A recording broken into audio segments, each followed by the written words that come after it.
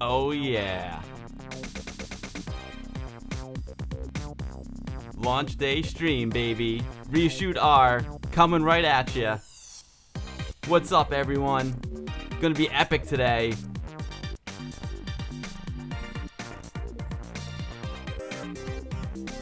The hot tub is hot and ready.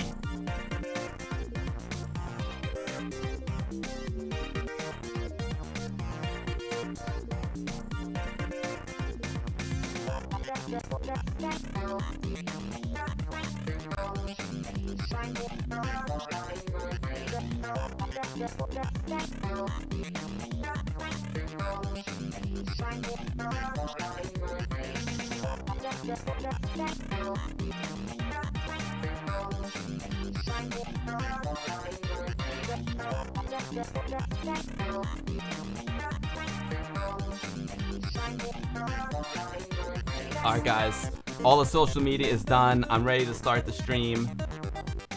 Getting up the Reshoot R music. This one's gonna be epic.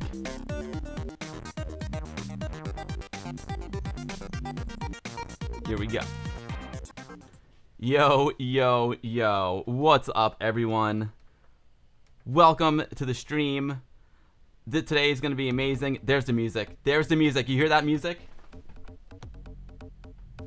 That is the music for Reshoot R, brand new AAA Commodore Amiga game released today. Today's stream is all about Reshoot R, guys. We're gonna have the developers on. We've got Richard, Martin, and Kevin all with us. We got the producer, the coder, the graphics man, and the music man. It's gonna be awesome. It is great to see everyone here today. Pred Zeta Lemon Amiga C64 Pixels Ultra 647 NAFCOM. What's up? Scene World in the house. Paranoid from the Vintage Computer Society of Athens. I've got my Greek stick here, ready to go, baby. Walker GR, my man, is ready to go. Ty Racer is here. Dadler, what's up? Janaholo, whoa, what's up, Jan? What's up, my man? Great to see you. Oh man, yo, Invent in the chat, and it's gonna be on the stream in a second. What's up, yo? Thunderburn, thank you for the follow, my man. Razor, what's up, Razor? Richard, how's it going, dude? Nan, we're here. Andy77, what is up? I'm here, guys. Hi from Bradford, England. What's up, Richard? Poetic Android. Pred Zeta's here. The Retro Man Cave is here. Wow, this is awesome. Miz, what's going on? It is 3:07 p.m. in New York, New York. It is awesome. Yo, Vicky Pixel Vixen is here. Snow Dog, thank you for the subscription, my man. Appreciate all the support, buddy. The captain is on the bridge. The captain mod man. Jan, this is your first live stream with me. Welcome, dude. Welcome. Air Yuri in the chat in the hot tub. Cud Lady, what's up? Svinto777, my man, how's it going? Great to see everyone. Oh wow, this is just awesome. Mayhem Maybe is here. Happy belated birthday, my brother. Vincent GR. What's up, dude? Great to see you. Oh my god, this is crazy. Desktop Dynamite Malta, Fishbot with the good vibes. Arnuge is here. Wow, Razor XG. Thank you for the 100 bits, my man. That is too kind of you guys. Amiga Futures here. Wow, so many folks are here. Yo, Cud Lady 64738, thank you for the host. Wow, this is just awesome. Oh man, Brother Bill in the chat. Sorry if I missed anyone, but welcome everyone to the stream. As you all know, I usually start these streams off with some news, but we're gonna skip the news today, and we are just gonna get right into Reshoot R. Reshoot R is a brand new Amiga game that is released today. Unfortunately, I see maybe some bad things happening to my CPU over there. I hope the stream is okay. So guys, this is gonna be awesome. We've got the developers of Reshoot R with us, the brand new Amiga game that just came out today. We got Richard, we've got Martin, and we've got Kevin with us. And yeah, dude, this is awesome. So that's all thank you, Ty, for the cheer. Appreciate that very much, my man. So no news today, guys. We're just gonna get right into it. Today's Reshoot R. I'm gonna play the game and we're gonna talk to the guys. So I think so guys, all my streams are like this is crazy. It's like I just met these guys like like 30 seconds ago, and I've got them all queued up and ready to go. But I haven't really tested it yet, so we're gonna test it right now. Like, it's a live test to see if this works. I'm gonna unmute them and bring them on, and we're gonna talk RESHOOT R today, and we're gonna play RESHOOT R. And if you guys have any questions for me, please do at AmigaBill in the chat, and I'll try to see if I can answer it. if I see it, I will answer it. Okay. All right. Let me get the guys on. I'm actually, what the music you're listening to right now is music from the game playing off my 1200, and I'm going to mute that and bring on the guys. So stand by. All right, here we are. All right, let's see if this is gonna work out. I see the guys there. What is up, gentlemen? It's awesome. Hi, it's awesome to have you. Thank you guys so much for joining me on the stream today. This is super awesome.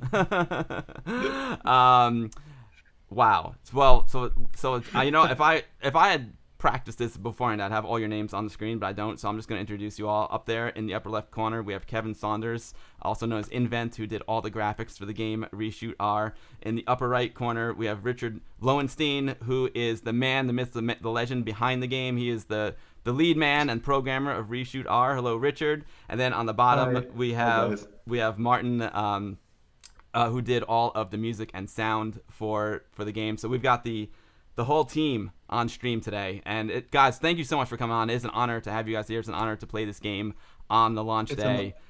It's an honor to be on your show. Oh, thank you. So we are surrounded today by lots of great people in the chat. Lots of people are really excited about your game. I know it's been a long time in the making, and I want to talk about that. So the plan for the day, guys, is I want to talk to you guys for 10-15 minutes, and then we'll start playing the game. And I'm gonna try and play the game while I continue to chat with you guys. It's not easy to read the chat and to play the game and to give you guys attention at the same time, but I'll do my best. Yeah. So I guess I just gave you guys all a little bit of an introduction, but if you want to go around and introduce yourselves, starting with you, Richard, in the upper right corner. If you want to go for it and introduce yourself, tell us a little bit about yourself, and we'll get into the game and whatnot, but if you want to just give us a brief intro of who you are, go for it. Yeah, first of all, I'm from Germany, so please excuse if I sometimes lack the right words, or if I have to remember which words to use in the English language, but I try my best to be as clear as I can be. Yeah, my name is Richard Löwenstein. I'm living in a small town of Landsberg, close to Munich in Bavaria, Germany, and I used to work for Amiga Joker magazine, which is this one, which is a German games magazine, actually the first Amiga games magazine ever published in Germany. And I also developed computer games in the late 80s, and for Commodore 64, maybe one has heard the name Prince Persian Gulf Inferno or Twinkie Goes Hiking. I continued to develop games on the Amiga, but was not very successful with that because of my editorial career, and then I kind of lost contact to the whole development scene, and just got back into developing for Amiga like 4 years ago, and then I developed one game which is called RESHOOT, and I learned so much while developing this game, which took me 1 year, that I decided to do another game, which should have been called RESHOOTer by that time. It should have been just a follow-up with enhanced graphics, and it should have taken me 1 year to develop. It actually took me like 3 years, and it turned out to be a totally different game to what RESHOOT is, and maybe we have the time to explain why this came to be. So this is me, just Richard. That is amazing, Richard. Well, welcome. It's an honor to have you here. I know a lot of people in the chat are saying, that magazine, Amiga Joker, is like legend. You're a legend. We didn't have that magazine here in the States, so it looks beautiful. I would love to learn more about it. But some of the games you've worked on, I am familiar with. So yes, it is so cool to have you here. I appreciate you coming on, and we're going to talk a lot more about the evolution from RESHOOT to RESHOOT R. I want to know more about it myself.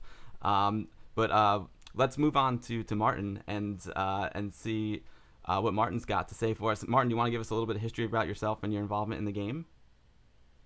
Yeah, well, my name is Martin Ahman. I'm 38 years old, living here near Cologne in Germany, and firstly met Richard on Gamescom, which is really great fair here in Germany over there, and we met playing his first reshoot game.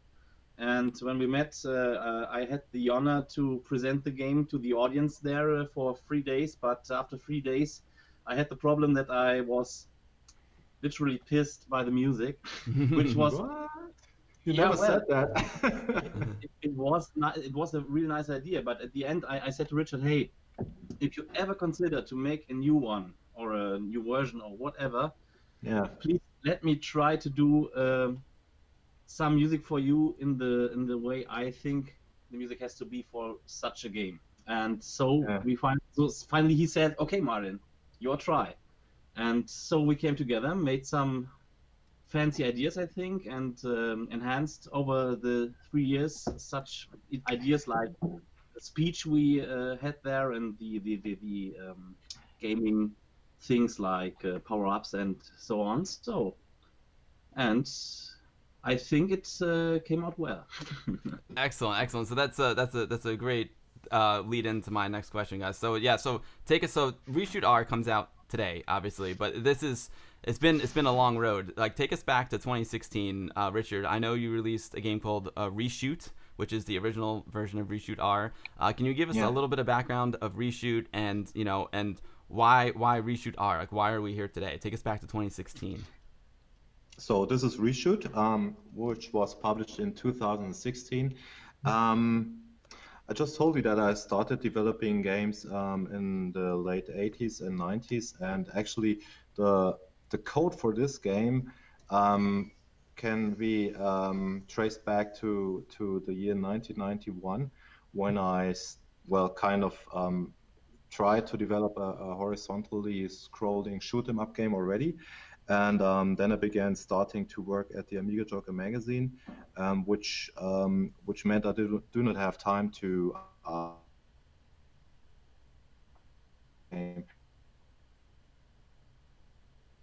I think Richard's internet is breaking up a little bit. Yes, it is. Yes. Okay. Well, we'll let Richard continue his. We lost Richard, and we got Kevin. the joys of live streaming, and this is an international broadcast. I'm in New York. Richard and Martin are in Germany, and Kevin, who just popped onto the screen, is in Australia. Right? You're in Brisbane, right, Kevin? Yes, I think I cut Richard off the stream. My internet I lost, and I just reconnected to the stream, and so. Please feel free to join Richard back. Sorry for that. No, I'm sure Richard's going to join back when he gets his internet sorted. So Kevin, why don't you? Oh, he's back. There he is. Awesome. So actually, no worries. This is live. These things happen live, and they happen when they're international broadcasts, like literally around the world. Yeah. Should I just continue, or did you open another topic? I was gonna have Kevin introduce himself, but why don't you continue? Yeah, great. Okay, great. So Kevin, who's now in the upper left corner. Kevin, why don't you introduce yourself and tell us your role in the game? I'm the main. Thanks, Bill, and I'm the main graphics guy for Reshoot and Reshoot R. And I was just looking yesterday, actually, when I first met Richard, and it was in 2015. I just had to send him a little snapshot of when I first discovered he was going to create a game on the Amiga, and I think he was promoting it at Gamescom. So I just couldn't resist trying to see if I could help out. So that leads into exactly what Richard was talking about. I was asking Richard about the original Reshoot and how it evolved into like Reshoot R today. So Richard, let me get this straight for everyone watching. So you come out with Reshoot. You decided it needs better graphics, so you bring on Kevin Saunders, who's up there in the left corner. Martin did not like the music. He said, "I can help you with the music." You bring on Martin, and and that's getting us to Reshoot R. So do you want to fill in a little bit of the gaps there? Tell us a little bit of that story. Yeah. Actually, I just when the connection broke up, I think I was trying to tell that I started developing the game already in 1991. Or even a bit earlier, and then the time of the Amiga was gone, at least for me.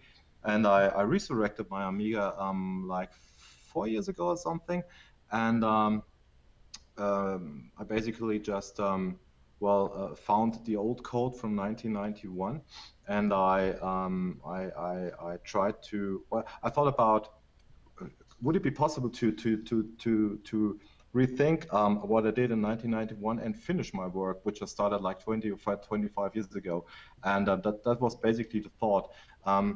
The other thing which happened to be was that 4 years ago, or my daughter was born, and as all parents know, small babies, they tend to not sleep through, but they want to get some food, and so it meant like I had to stand up and do something for my baby, and very often I just could not get back to sleep. So I just thought about what doing with this time I have now, and I could read a book or watch TV or something like that. But I decided to use the time and develop a game, and that's the coincidence which came together. So I had this old code, I had some time right in the middle of the night, and I put these two pieces together, and that's how I started to work on Reshoot. And I also said what I thought about what can I do to not only start the project but also finish it within a certain time frame. And I made a plan which basically forced me to end the project within 1 year, because that's kind of the limit which I can basically work without losing interest, and the limit which means I keep my motivation high. And that's basically how I started to work on Reshoot.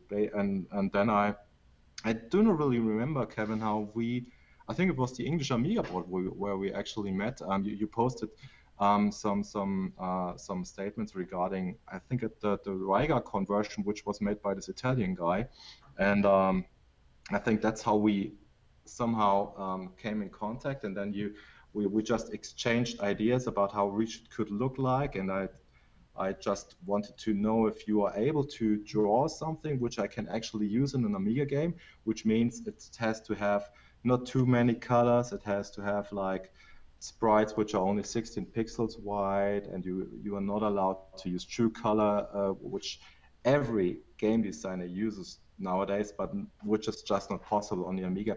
And you were the one who actually understood what I was talking about, just using 16 colors, just using 16 pixel wide sprites and stuff like that. And you just sent stuff, and I used it, and well, that's how we two, Kevin and me, we worked together on Reshoot.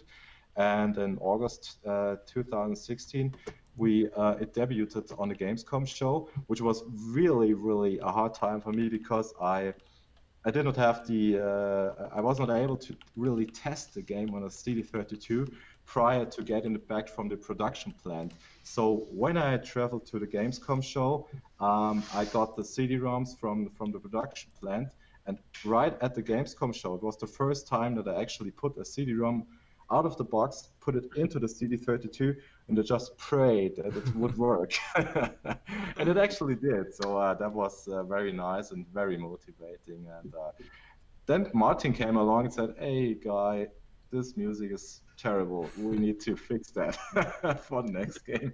And well, that's now we are 3 years later and have a game which has totally different and probably better music. That's amazing. Well, Richard, you said two things that really shook me, compelled me. One is like you had a child, so you had more time, which is something that I don't normally hear. just in the night. It means okay. Like I can work in the night.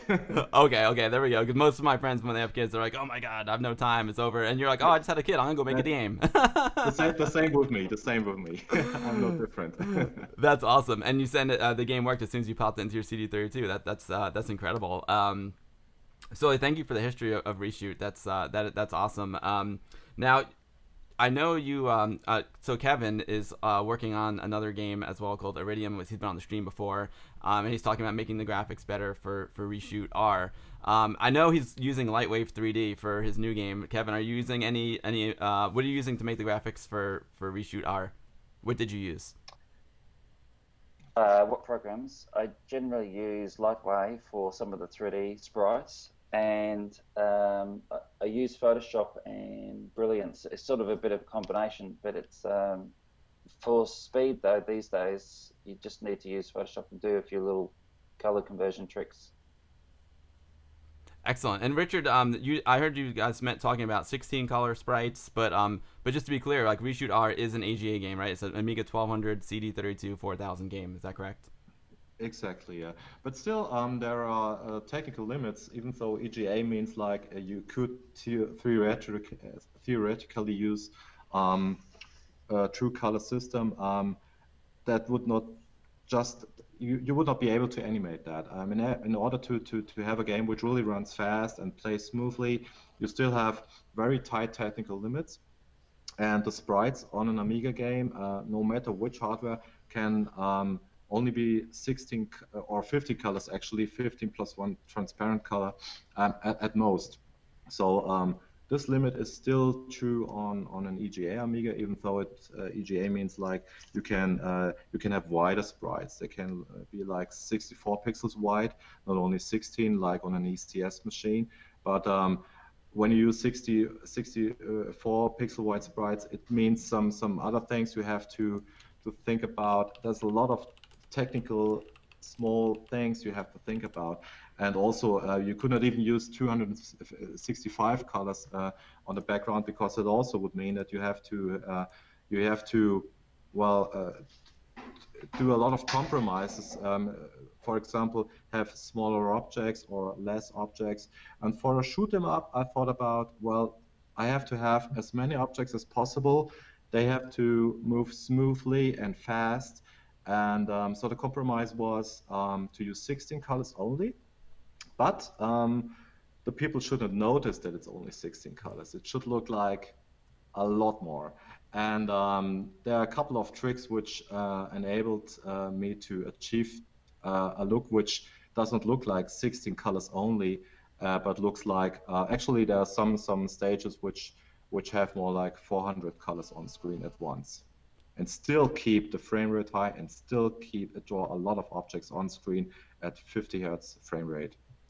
That's interesting, because it's definitely a good trade-off between just the beautiful graphics and the quality of the gameplay itself, because having the right frame rate and making the machine run smoothly is just as important as having great graphics, in my opinion. I really want to get to the gameplay very soon, but before we move, I want to touch on the music really quick, Martin, because the visuals and the music are key elements of this game.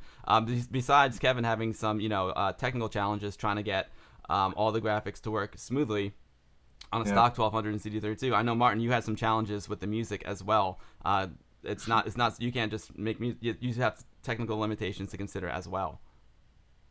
Yeah, the biggest limitation was Richard, indeed, because don't understand the problem. It was I just started with the tune, and he firstly said, "Hey, just keep in mind you have just 3 channels for your music. So we have the 4th channel for the sound effects and stuff." And I said, okay, that's not that kind of problem. But after I made the first steps, I sent over the mod file to him, and he said, "Oh, it's nice, but hey, this is 350 kilobytes. That's way much too big." And so you got like 20 kilobytes. Why do you complain? Yeah, but my approach was just because I thought the music in RESHOOT, well, it was not bad, the music. It was an AHX file, I think, and it was like Commodore 64 music. Yeah, and I like chiptunes a lot, but I thought if you do music for an Amiga game, it should sound like an Amiga in the end. And I think when I started with the Amiga when I was 12, the key element for me was the games with music like Lotus 2 and stuff like this. And so I tried to achieve this with 3 channels only. And with Chris Hülsbeck in my mind, he uses own programs to play back his music with 7 channels. So I started to mangle up all my samples by myself. So I rendered samples so I could use them in multiple ways, and So if you hear the mod file, which is actually 3 channels big only, you can count up to 7 or 8 channels at once. Yeah. Wow, that's impressive. And did you use ProTracker for this as well? I used ProTracker for Windows, so it's ProTracker 2.3D, I think. But I had my Amigas here to check out if the sound was equal on the real thing then. Amazing. That's incredible. And I know you turned to some of your friends in the demo scene to help you with this. Is that correct? Yeah, I had this problem with all this. How do you say? To make the samples shine in the end and to get them to the most highest quality. Sound crystal clear. You know, sorry, Martin, to interrupt, but I think what is very important, what we discussed very early in the production process, that we want to have a music in CD quality. So even though I only gave you not enough memory, I still wanted. I still asked you to try to reach a quality which sounds like CD, and not like all these old Amiga games which are very scratchy and very thin, and you really did something which sounds big and bombastic and really drives you forward. So, but it took a lot of work. I mean, it's not like Martin did one track and it worked. It was like 1 track, 2 tracks, 3 tracks, and then alter it, modify it, listen to it again, and I think we worked like 1.5 years on the music, right? Yeah. Wow. So we did, and in the end, I had this thing where I had the opportunity to make my samples by my own, because I produce music also on professional way, and but after you converted them to Amiga EFF, they had to be polished in the end. And so I asked Dax, he's located here in North Germany. You all know him by his alter ego, the Rave Busters. It's from '95. Wow. He did a lot of amazing tunes back then, and he helped me to get the samples more, how do you say, more little, but always sounding good.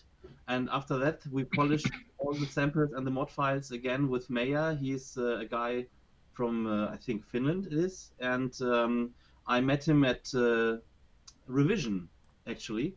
And after the first time we met there, the second revision we did an amazing Amiga live set with my Amigas. And so we did some DJing there. And after the DJ set, we had a lot of tech talk, how to polish samples, and he did actually a quite amazing job.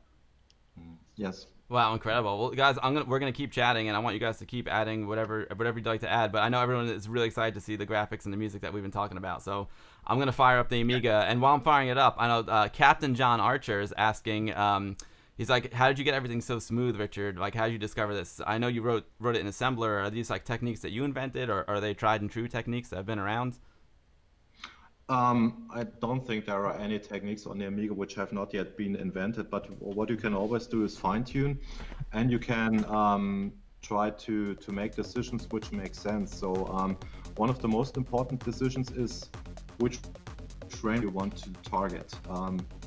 And to me, I like fast action games. I like racing, driving games. I like shoot 'em up games and jump and run games. And I just think, that's my personal taste, that the really great games, they run smoothly and they try to target a 50 Hertz frame rate. And that was one of the basic goals which I had to achieve, and then the rest is just testing. And how do you achieve that? I mean, if you could do that in a very simple basic language without any hassles, I would do that. If I could use BlitzBasic, I would do that, because BlitzBasic is a great language, but it's not perfect if you want to achieve real smooth gameplay with big objects and fast-moving objects on screen. So I used assembler. Yes, the whole game is 100% assembler written, which is machine language, which really directly controls the custom chips of the Amiga. So I really target the custom chips directly, and I use, well, not techniques which I did not invent, but I try to use every technique which which makes for fast gameplay, like interleaved splitter objects. I will not try to explain what that means, but it means basically that you can draw an object like 3 or 4 times faster than you would use conventional drawing techniques. I also used DMA controlled sprites for the bullets, which means I can move one tiny bullet with just basically modifying 2 bytes in memory. The technicians who listen to the stream will probably know that if you want to move an object, you have to push a lot of bytes around in memory, and the less memory you use, the faster a game is. And if you can move an object by just modifying 2 bytes, that's just fast. And using DMA controlled sprites on the Amiga is the fastest way of moving small objects. And I also only use 16 colors for the objects. I try to gain more depth of color by using some more colors, but not splitting objects into this another second play field. It's just a cosmetic thing, like the fork you see in the first level. We will probably see that very soon. And the rest is just trying. You just start developing, and then you see, you try some techniques, then you check if they are helpful to reach your target, and if they are not, you just throw these techniques away, and then you just try to use another technique. So to get to such a state, we have right now, it's not like I have just started to develop the game and I finished sometimes, but I developed a lot of code which I threw away because it just did not work. So that's basically how a game design works. You tried something, you test it. If it works, great. If it does not work, throw it away and do something else. And that's why it takes so long, by the way, 3 years. Well, thank you for that very thoughtful answer, Richard. I appreciate that. I wish I was more educated with programming myself, so I could ask you more detailed question. But even a noob like me understands your answer very well. So thank you for being so clear with that. It makes sense. There's a lot of trial and error and optimization. Yeah. So guys, I'm about to play the game. If you guys would like to purchase RESHOOT R, it's ready. You can do !RESHOOT R in the chat, and it'll link you to the store where RESHOOT R is available for purchase. And we'll get into all the purchasing options in a second. I know there's a digital version, there's a physical edition, and there is also a special edition that comes with the music as well. So I'm gonna start playing the game, guys, because I'm super psyched about it. But I'm gonna keep chatting with you guys as well. Speaking of the music and the soundtrack, how many songs are in the game and how many songs are on the soundtrack? Pardon? I said, speaking of the music, how many songs are on the soundtrack and how many songs are in the game? Well, actually, at the gameplay, there's Martin, only I one can't song. hear you. Martin is okay. Go ahead, Martin. You can talk. Okay. Okay. Well, actually, we have the title tune, we have an end-scroller tune, and we have a boss tune and the in-game tune. It's just 4 tracks, but the main track can actually loop for infinity, and you won't be dissatisfied hearing it for 2 hours, 3 hours, 4 hours. No. Actually, I listened to it like 2 years, for 2 years, every day, like 10 times per day or 20 times per day, and I still like it. So it's pretty good. That's amazing. Yeah, no, I love the music too. It gets me pumped.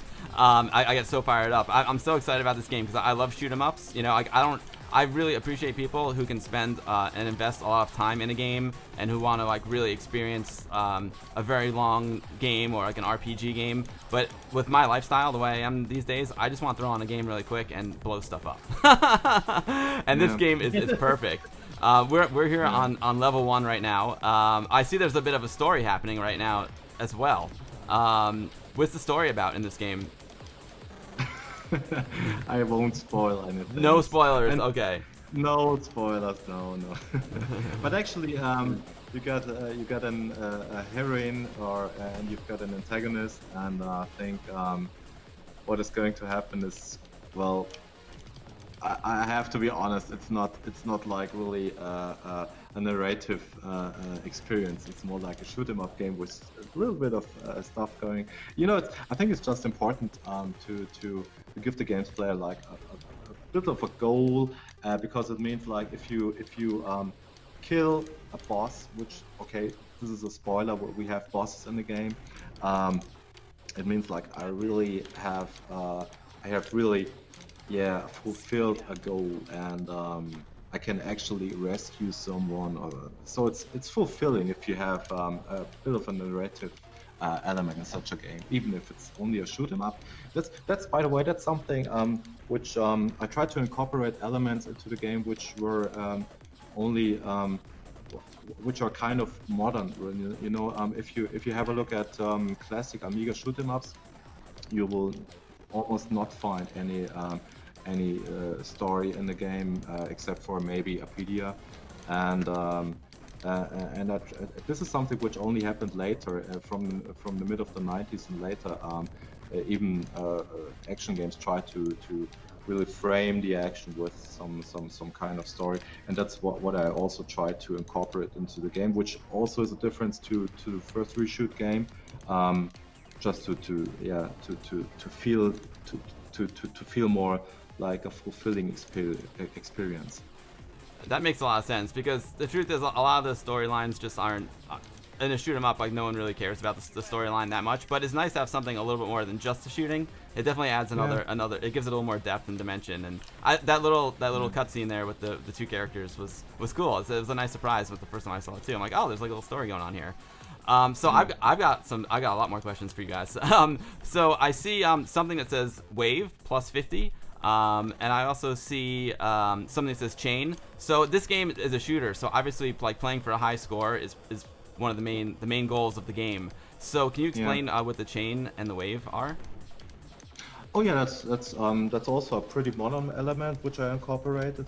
Due to the criticism of the first game, which it doesn't have a high score table, which doesn't have any elements which make you want to play the game again and again and again. I mean, this game has like 5 stages, and I actually do know one guy already has played through the game, but I mean, a normal human being will probably need a lot of hours to play through the game. But then the chain thing means like if you shoot each object in a wave, you get like a bonus, like a multiplication. It means like if you shoot waves and waves and waves, it means like a chain, and you get a bonus for that. That means you can add to the score, and that means you can get higher in the high score ranking. And you also do not only have a local high score table, but you also have like internet-based global ranking, which means when you get killed, you get like I think 11-digit code, and you can enter that code on a website, and then you can that way you can enter your achievement into a global ranking and compare how you play against other games players who are in RESHOOT. So it's kind of easy to play through the game, the 5 stages, but if you have achieved that, you might want to work on your high score skills and the chain. So shooting each object in a wave means that you get chain and you get a bonus, and also shooting a lot without pausing.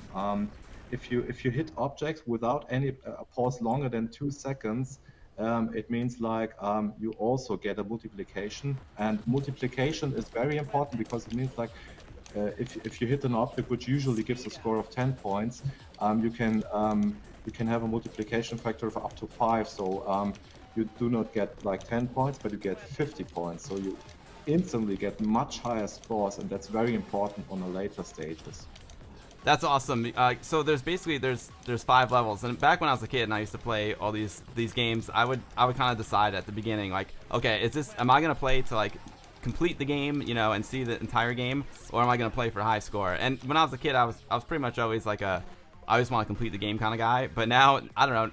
Now that I'm older, I kind of like going for the high score. It's a whole nother dimension of the game. And like you said, with this one, with the multipliers and all the different ways that you can achieve a high score, it just gives the game a lot of replayability. And I love the idea of the online competition. And I was wondering how you did that, because, you know, it's a big part of online gameplay on the modern games, like on the PC and on PlayStation and whatnot. But that's a really, really interesting way to incorporate it into your game. Now, one thing I noticed in the game is the power-ups. They are super important. I played the game a handful of times, and well, let's say this. I'm doing it. I don't know how, to be honest, guys. I'm gonna jinx myself right now, but this game is really, really hard, and I'm playing better right now than I have in a while. The game is super hard, and you get 1 life. Dude, it's absolutely brutal. You've got 1 life in this game. Although I know Michael from Amitopia mentioned that after level 3 you can actually do a continue, because you have 1 life and no continues. So far, there we go, I'm dead. Right. It got really hard really quick. So 1 life, that's brutal. However, sorry to interrupt, but it's not really 1 life. It's more like when you get hit, you lose a shield. So it's 1 life, yes, but you have shields. And so if you have got power-ups and you get hit, you lose 1 power-up, and you do not instantly die. Because that was true with the first reshoot game. You had no power-ups, and if you got hit, you instantly died. And I got a lot of criticism for that, and I tried to learn. So in reshooter, you can get hit depending on the amount of power-ups you collected prior to the hit. And you can get hit up to 3 times before you die. So, well, you do not really have lives, but you do have power-ups you can lose. So it's, well, yeah. I understand. No, actually, I was going to mention that as well. But yeah, you beat me to it, and it's much better to hear it more eloquently from you. So there's 2 different types of power-ups, right? There's the speed power-up, and then your weapon power-up. So even though you only have 1 life, every time you get hit, it takes 1. It demotes 1. Is that which power up does it demote? The speed up or the weapon power up before you die? Yeah, both. Yeah, you lose 1 speed power up and you lose 1 weapon power up. So let's say you get hit once, then you lose 1 of each simultaneously. Right. Got it. Okay, and you have three levels of power up on each, the speed and the weapon. Is that correct? Exactly. Yeah. Awesome. Well, so guys, I hope you're enjoying the game. It's enjoying seeing the game. Also, let me just give full disclosure here. Like I stream at 30 frames per second for bandwidth issues.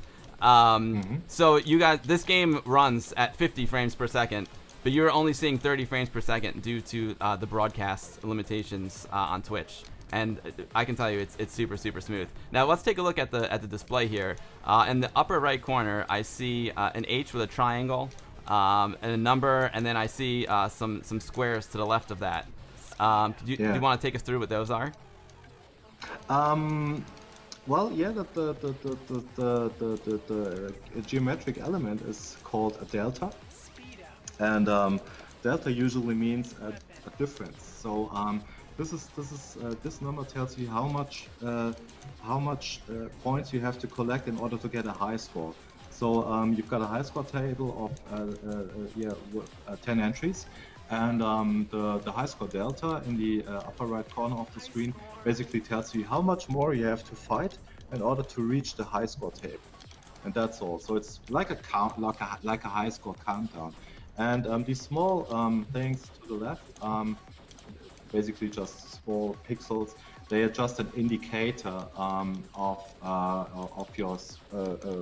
your ship status, like how fast does it move and which weapon power-ups have you already collected. I mean, you can feel it, you can feel the speed, and you can also see the weapon status, but this is just an add-on to just give you another hint if in a chaotic moment you want to just check for a second which status your ship is in. So that's basically what you see on the upper right corner of the screen. Like right now, I see a blue mark that looks like the number numeral 2, and then on the bottom it looks like a number 4.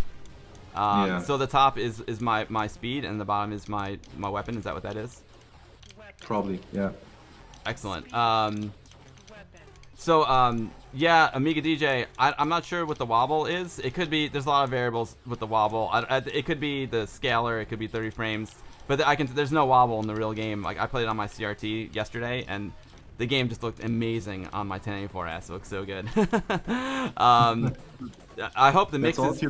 I hope the mix is great, everyone. I don't want to, I don't want the music to be. We'll do something where we don't talk and you guys can just hear the music.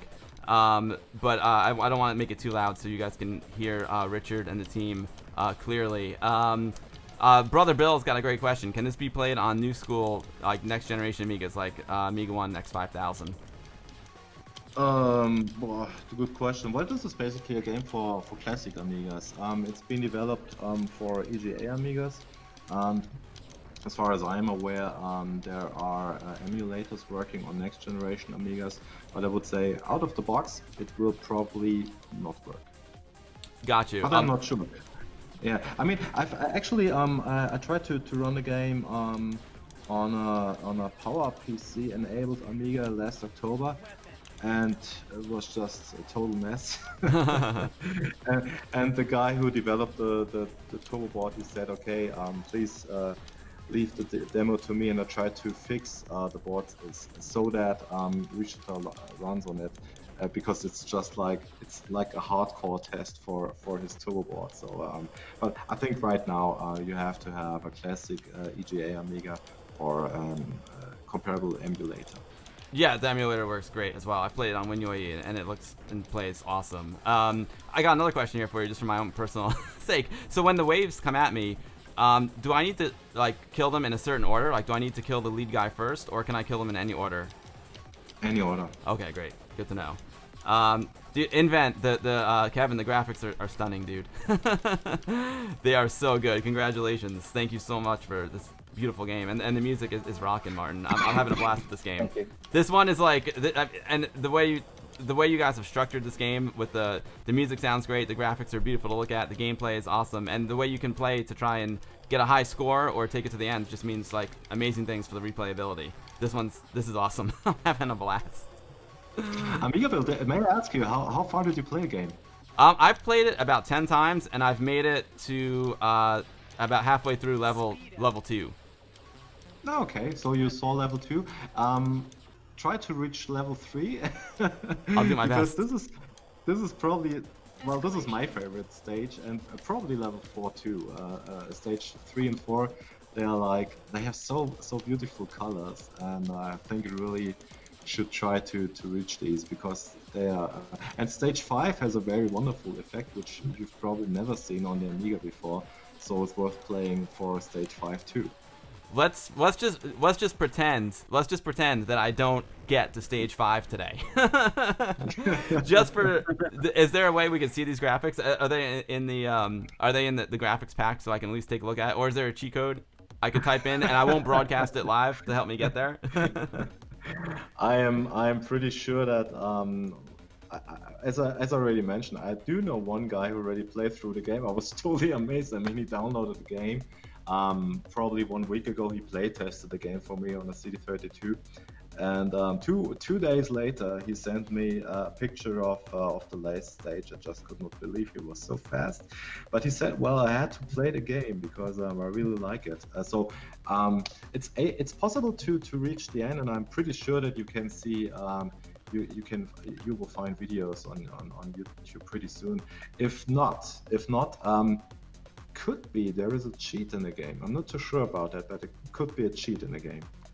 You're not sure though. So guys in the chat, I hope you're having a great time. If you want me to ask the guys a question, if you mention me, if you do at AmigaBill in the chat, it'll be a little bit easier for me to see it. But Captain John and Ultra647 both have good questions. They both asked like how long did it take for you to code the game from like the first time you started coding RESHOOT R until the end. And then once I got you here, I'll ask another question. Ty Racer's asking, did the Patreon support help you enough? was it enough to get the game done? And so I'll let you answer those two, and then we'll get back. There's more questions. I'll ask more. Okay, so the first question was how long did it take me to develop the game? Well, as I said, the whole code is based on the experience I already gathered in the 90s. So it's a learning curve, and I learned a lot in the first year of RESHOOT. So and also I developed the whole game in my spare time. I mean, I do have a job, I do have a family, and AmigaBill, as you mentioned, if you have a daughter and if you have a family, you usually don't have time to develop a game, at least not at daytime. And that's the same with me. That's, so I only had like 2 or 3 hours at night, like 3 or 4 times per week. So I would say that it actually took me 3 years to develop the game within the time frame I just mentioned. If I worked on the game full time, it would probably have taken me like 1 year, probably 1.5 years, something like that. Wow. So it's really it's really a hard job to get such a game right. I mean, I could have developed it quicker, but then it would probably look a little bit jerky, or probably the colors would not fit. I mean, like Kevin, he did a lot of color testing. He sent me sheets of tiles. Tiles are small elements which make up the whole graphics, and he sent sheets of different color schemes, you know, just to compare them and to decide which color schemes do we actually use in the game. And he did a lot of color schemes, and we actually used only 5 of them. And you have to test all these things, you know, you have to implement them all, just to see, okay, if I implement like 12 different color schemes, which of them do really look good, which look best, which look different, you know, you don't want level 1 to look like level 2. So, and all of this takes a lot of time, a lot of testing, and so yeah, 1.5 years probably full-time development is probably a pretty good approximation how long it takes to develop such a game. As for the question Patreon, well, that's very important for me. Why? I started using Patreon to try and see if there's to generate a kind of income in order to probably make a living from developing such a game. Well, this did not happen, not even close. I mean, the income is something like 100 euros per month or something. No, even less. So it's more like a motivation, you know. You see these numbers on Patreon, and you see these guys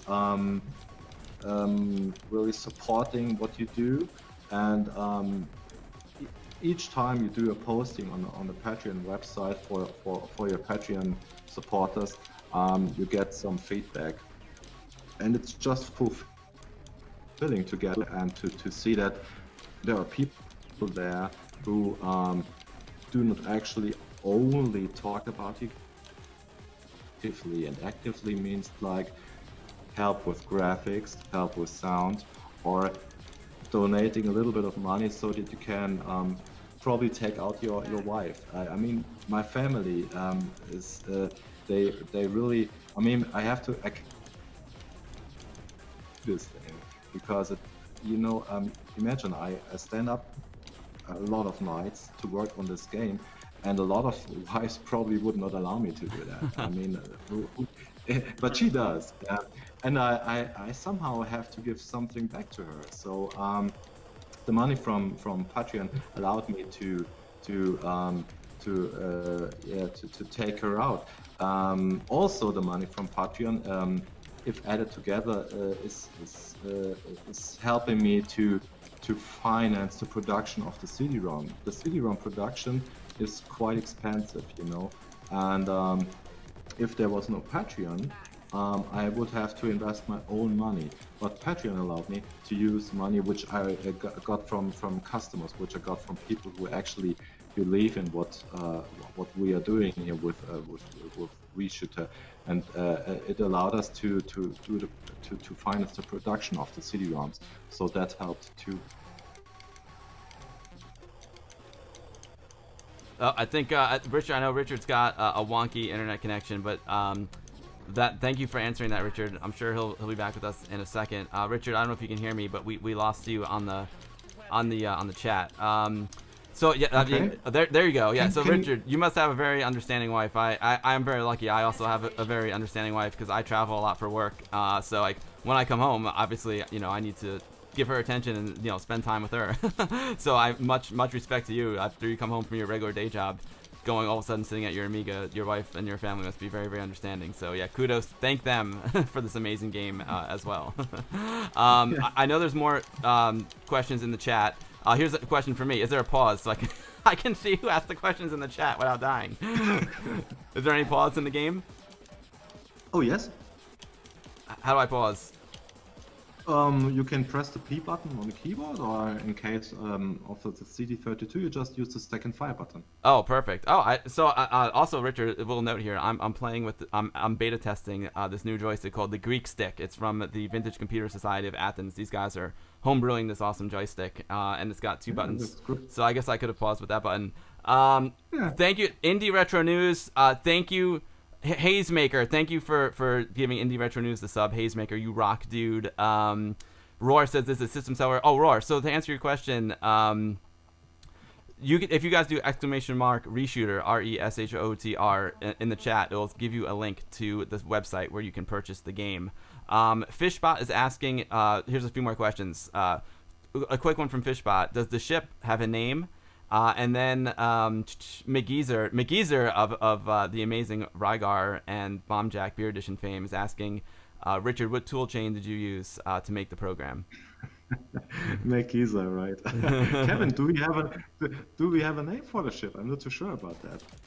Do you have one? Not at the moment. We could make one up now. Yeah, we probably will. We didn't. Well, really, you cannot have any better name than R9, right? Right.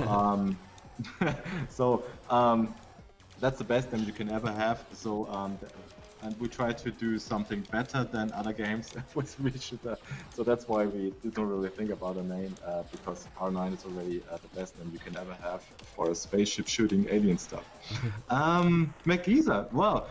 Oh, kind of honored that you watched the stream now. He's for the people who probably have not heard his name. He's the one behind the recent Rygar conversion for EGA Amiga, which is I really don't know why you ask me on my toolchain, because you are so fast and you are so productive and you are so organized on your Rygar conversion, that I actually should ask you how you're doing the conversion, and you should not ask me. But yeah, anyway, it's to put a long story short, I'm coding the game actually on a MacBook and on my iMac using Xcode, and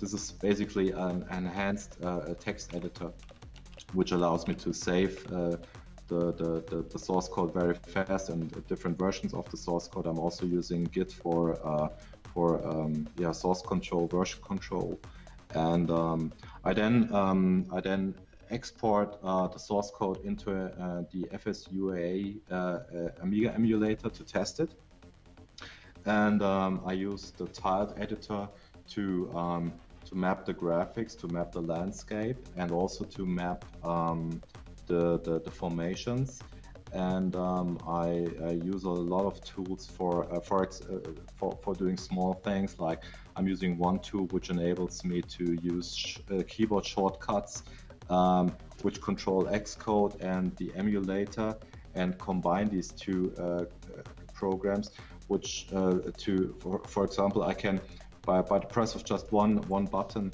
I can save the current version of the source code and switch to the emulator, import the source code, compile the source code, and run the game, and it takes me like 1 second. And the tiled editor works in a comparable way. I have some keyboard shortcuts which allow me to alter the landscape in a very fast and efficient way, and to import new enemy objects, copy them, modify their wave of movement, and I can switch back to the emulator with just one press of a key and test the whole new configuration. So the whole tool chain I established is, I use ASM1 for assembling the whole thing on the Amiga. So I'm not using a cross assembler.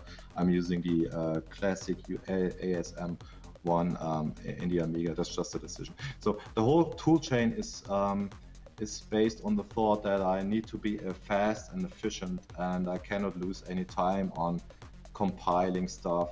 And I also have to have a toolchain which allows me to do quickly modify the landscape and also the placement of objects, because good game design to me means an object has to appear on the right pixel at the right millisecond. It really is a thing of very small details, and if you want a game which really feels good, you have to alter the amount, the placement of objects and the amount of objects very, very, very, very often. And in the 90s and 80s, you did this by using data tables and compiling them, but that takes a lot of time. You have to reassemble, recompile very often, and it takes a lot of time. And very, very often Amiga games really felt like the placement of enemy waves is not perfect. It's just one wave after the other, all looking the same, like you see in the Menace game, for example. Also, you see in the Xenon game, which are nice-looking games, but the enemy formations are, well, I find them rather boring, to be honest. And in order to not, to have a modern feel and very many variations of enemy objects, the whole tool chain is based on quick and efficient. Yeah, that's it. Richard, thank you. I really appreciate your detailed and thoughtful answers. Thank you so much. You're providing lots of great information for all the viewers, as well as making my job a lot easier. But thank you. It's really amazing to hear. I'm going to pause the game for a second, and I'm just going to catch up with some business on my end. I want to say thanks to Fudonet for the subscription. Thank you so much. Jeff D with the donation. Thank you, Jeff D. I appreciate that very, very much. Guys, if you want the link to where to buy RESHOOT R, maybe now's a good time to take a look at that. Do ! RESHOOT R in the chat, and it'll give you a link to amigashop.org. Also, the Nightbot is posting it every 20 minutes in the chat. Thank you, Hazemaker. I'm trying to look for more questions. There's a lot of questions. DVD Man's asking how many discs will be used for the Classic Edition, which will be coming soon. 2, maybe 3. The game actually takes up 2 discs, but it needs a hard drive to work or a big RAM disk to work. So you cannot play from floppy disk. Well, actually you could play, but I decided not to enable that feature because loading from disk is very, very slow. And it really modifies the whole experience a lot if the loading is slow. So you have to have a hard drive or a big RAM disk. So the whole game takes up 2 disks, but I have not yet decided if we have a third disk to have stuff like some additional artwork which you could use to modify your workbench or stuff like that, which is featured on the CD-ROM. I'd like to have it on the disk version too. Yeah, 2 or 3 discs. So there's a floppy disk version too, and I thought it was just a CD version. I do want to take a look at that stuff. Flat Tornot, thank you for the follow, appreciate that. Captain Howdy with the follow. Let's see what else I missed. I'm sorry. Girafferal, thank you for the follow. Girafferal, thank you everyone for following today. This is awesome. Everyone's saying it's a beautiful game. It is a beautiful game. It's incredible, guys. Congratulations. Thank you. Let's see. Oh yes. Roar, one of the best members of the community, saying he's crossing his fingers for a lot of orders for you guys, and hopes you guys will continue to develop games for our beloved Amiga. Are you guys going to continue to develop, or you maybe take a little break? I know Captain John the same question. He wants to know what you guys plans are for the future. Although the future, we can start talking about the future later on. Right now, I want to keep playing. Amiga Guru, thanks for stopping by. It's a pleasure. Thank you, Amiga Guru. Okay, sorry guys, go ahead. Yeah, Kevin, I think you're already working on another game, right? Oh, a few games. There's a few that people don't know about at the moment. Mm-hmm. So you guys yeah, will be continuing to make stuff in the future. Surely, yeah. I actually mentioned in a recent interview that the engine is now it's fully developed, and it would perfectly fit a jump run game. So that's what I would love to do, a jump run game like, say, like Gianna Sisters or something. A modern version of the Gianna Sister with 256 colors, some beautiful effects, and looking just modern, but on the Amiga. Well, that would something that would be possible with the RESHOOT R engine, and I would love to do that. And I'm currently in negotiations with different guys. And I hope that Kevin is on board. I already talked to Kevin regarding doing the pixels, and I already talked to Martin regarding, well, something else we plan. And so there's a couple of options, but you know, I have to work on something like that because developing on a retro hardware is so fulfilling. I have to continue. There's no way around it. Awesome. That's there's something really fulfilling about making it for Amiga, and you know, it's so funny because now there's a lot of games I buy on Steam that are new games, but they're made on a PC and they have a retro feel, like they were actually made on an Amiga or a classic platform. But if you can make a game of that quality on the actual retro platform, to me that's the holy grail. And you guys have done it right here. So guys, I'm here on the online shop. I'm gonna post the link into the chat. Boom, right here, boom. And as you can see, there are 3 products here at Amiga Shop. We've got the RESHOOT R download version, we got the RESHOOT R Signature Edition, and we've got the RESHOOT R Pure Edition. So download version is digital download only. From what I understand, the Pure Edition is the physical release, and then the Signature Edition also comes with the soundtrack. Is that correct, Richard and team? That's true, yeah. Also, the Signature Edition has a bigger printed manual because it incorporates like 8 pages of making of, so a little bit of insight how the game came to be, and it also has like a personal greeting from myself, because you know it's called Signature because there's a signature of myself included in the game and a short message, so it's a personal thing, and it took me like 2 days to sign all these all these things. Yeah, it's awesome. So guys, I just posted a link to the chat. Definitely show these guys some love. They've created a AAA release for our beloved Amiga, and it's just awesome. Let me see if I can get a bigger shot. Okay, it's a little bit small there, but yeah, I can see it comes in a really nice physical package. It's got some beautiful artwork as well as the actual discs. So 2 CD discs. It looks like it comes on 2 CDs. Or no, that one is 1 CD plus the audio CD, right? Yeah, exactly. Awesome. So RESHOOT R works on Amiga 1200, Amiga 4000, or Amiga CD32, or your favorite emulator. So you can buy the physical edition even if you don't have an Amiga and still play it on the emulator. I have one question that people were asking in my Discord as well. If you buy one of the physical copies, whether it's the Signature Edition or the regular edition, the Pure Edition, do you also get the digital edition with it? And if so, yes. Does it come in the box, or can you download it right away? You can download it. Yeah, it makes sense because you know, if I thought about that together with Andreas Mager, who's taking care of the distribution, and I'm also buying a lot of music. And when I buy music, I sometimes buy it on a how's it called? You know, old LPs, old vinyls, and but I love it if they also incorporate MP3 which you can use in the car. And so the same is true for the game now. You buy the physical copy and then you get a link, and you can download the game also for using in an emulator. Perfect.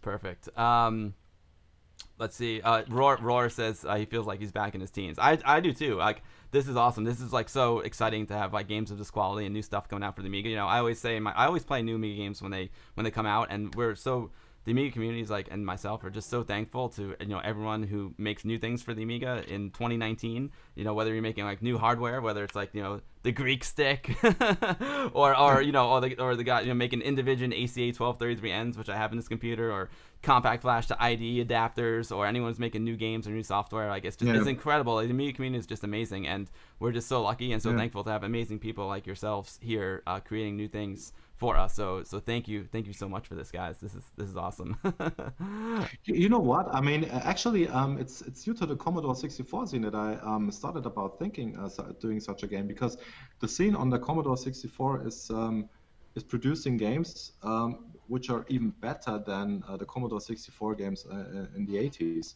And I saw a game called Donkey Kong Jr., which was published like 5 or 4 years ago, and I saw this game which is of such an amazing quality, and also saw screenshots of a game called Sam's Journey, which looks like a game which you would not have believed was possible on a Commodore 64. And I thought about why is this not happening on the Amiga? I mean, you do have some new games coming on the Amiga, but they do not really have the same quality like the games you had in the 90s. And I wondered why this is the case, and if there's a way to just release a game which is of the same quality like the better games in the 90s. And that's how the whole idea came to be, to produce such a game like ReShooter. So, and I think we are now approaching a time where the Riga conversion, or probably even my game or some other projects, if they all get released once, we will have like 2 or 3 new games per year on the Amiga, which are really worth playing and which are really comparable to the better quality games of the 90s on the Amiga. And may I also add that one of the main goals with ReShooter, while we are talking about Amiga, but one of the main goals with ReShooter was to develop a shoot 'em up which is not only great on the Amiga, but which is just a great shoot 'em up. I mean, my goal really was to develop a game which is great to play on the Amiga, but if you show the game to say like a Mega Drive fanboy, or someone who plays on the Neo Geo even, they also should appreciate the quality of the game. And because a lot of Amiga games, well, how should I say, they are good by Amiga standards, but the people who own a Mega Drive, they say, hey, Mega Drive version is much better. And I tried to make a game which is so good that even the owner of a Super Nintendo or of a Mega Drive cannot really claim that the version on the console is much better. Well, not only because there's no version on the console, but also because the quality is just convincing in itself. You know, it's just should be a good shoot 'em up, nothing else. It doesn't matter the platform; it just matters the quality of the game. Really? Yeah. And you know, one thing I heard about, I'm not an Amiga programmer, I'm just a fan. But one thing I've heard is that the custom chips, you know, even though they're extremely powerful, it makes it more difficult to develop games for the Amiga because you need to deal with the custom chips. So right. I'm sure that's part of it, the reason as well. Also, Commodore 64, you know, that best-selling computer of all time. So it's got a huge fan base. Richard, I've got a lot more questions here. So I want to say thank you. Let's see, let me just catch up on this. The Amiga Guru, thank you for the follow so much. Thank you for the follow. C64 Pixels, thank you for the follow. Normally, guys who are just following, normally I'm a little bit more active with the chat, but I'm trying to split my time between our amazing guests, the gameplay, and you guys, so I apologize if I'm a little bit behind. Let's see, anyone else follow, let's see, or donate. If I missed you, I apologize, and feel free to bother me in the chat about it if I missed a question. There's some questions from Roar and Amiga DJ about, they just want to get clarification about the digital version. So like, if they were to buy a physical copy, how can they download let's say they buy the physical copy right now. It is available now, guys. ReShoot R is available today. Or ReShooter. I'm not sure I'll have to ask Richard what the correct pronunciation is there.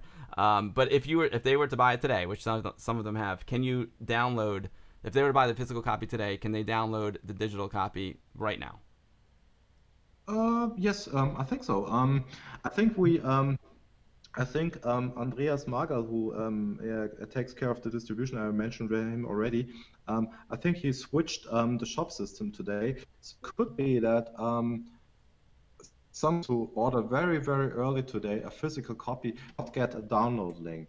But if this is the case, just email Andreas Mager, please, at theamigashop.org, and you will get a download link. So everyone who purchases a physical copy will get a digital version no matter what. So usually you would get a link automatically. If this is not the case, just email Andreas at amigashop.org and you will get a link to download the game. Got you. So the plan is, as soon as you buy the physical copy, you can unlock the digital copy. If there's a little snafu with that, the Amiga Shop guys will fix it up for you. Yeah, I know today actually is not the plan. That's actually happening right now. Right. Because today is the launch day, so I'm sure there's a few kinks that need to get worked out. But the plan is, guys, if you buy the physical copy, which is available for purchase today, you can download the digital copy right away. That's the intention. Yeah. And it's amazing. Playavelli, what's up, my man? Great to see you. And no, you did not miss. I'm kind of like mixing up. I played a lot of gameplay, and then I'm going to. I was talking to the guys. I'm just mixing it up. A little gameplay, a little blah blah blah. You know. But I gotta keep playing here, Richard. So a few folks are asking about the price of the digital versus the price of the physical.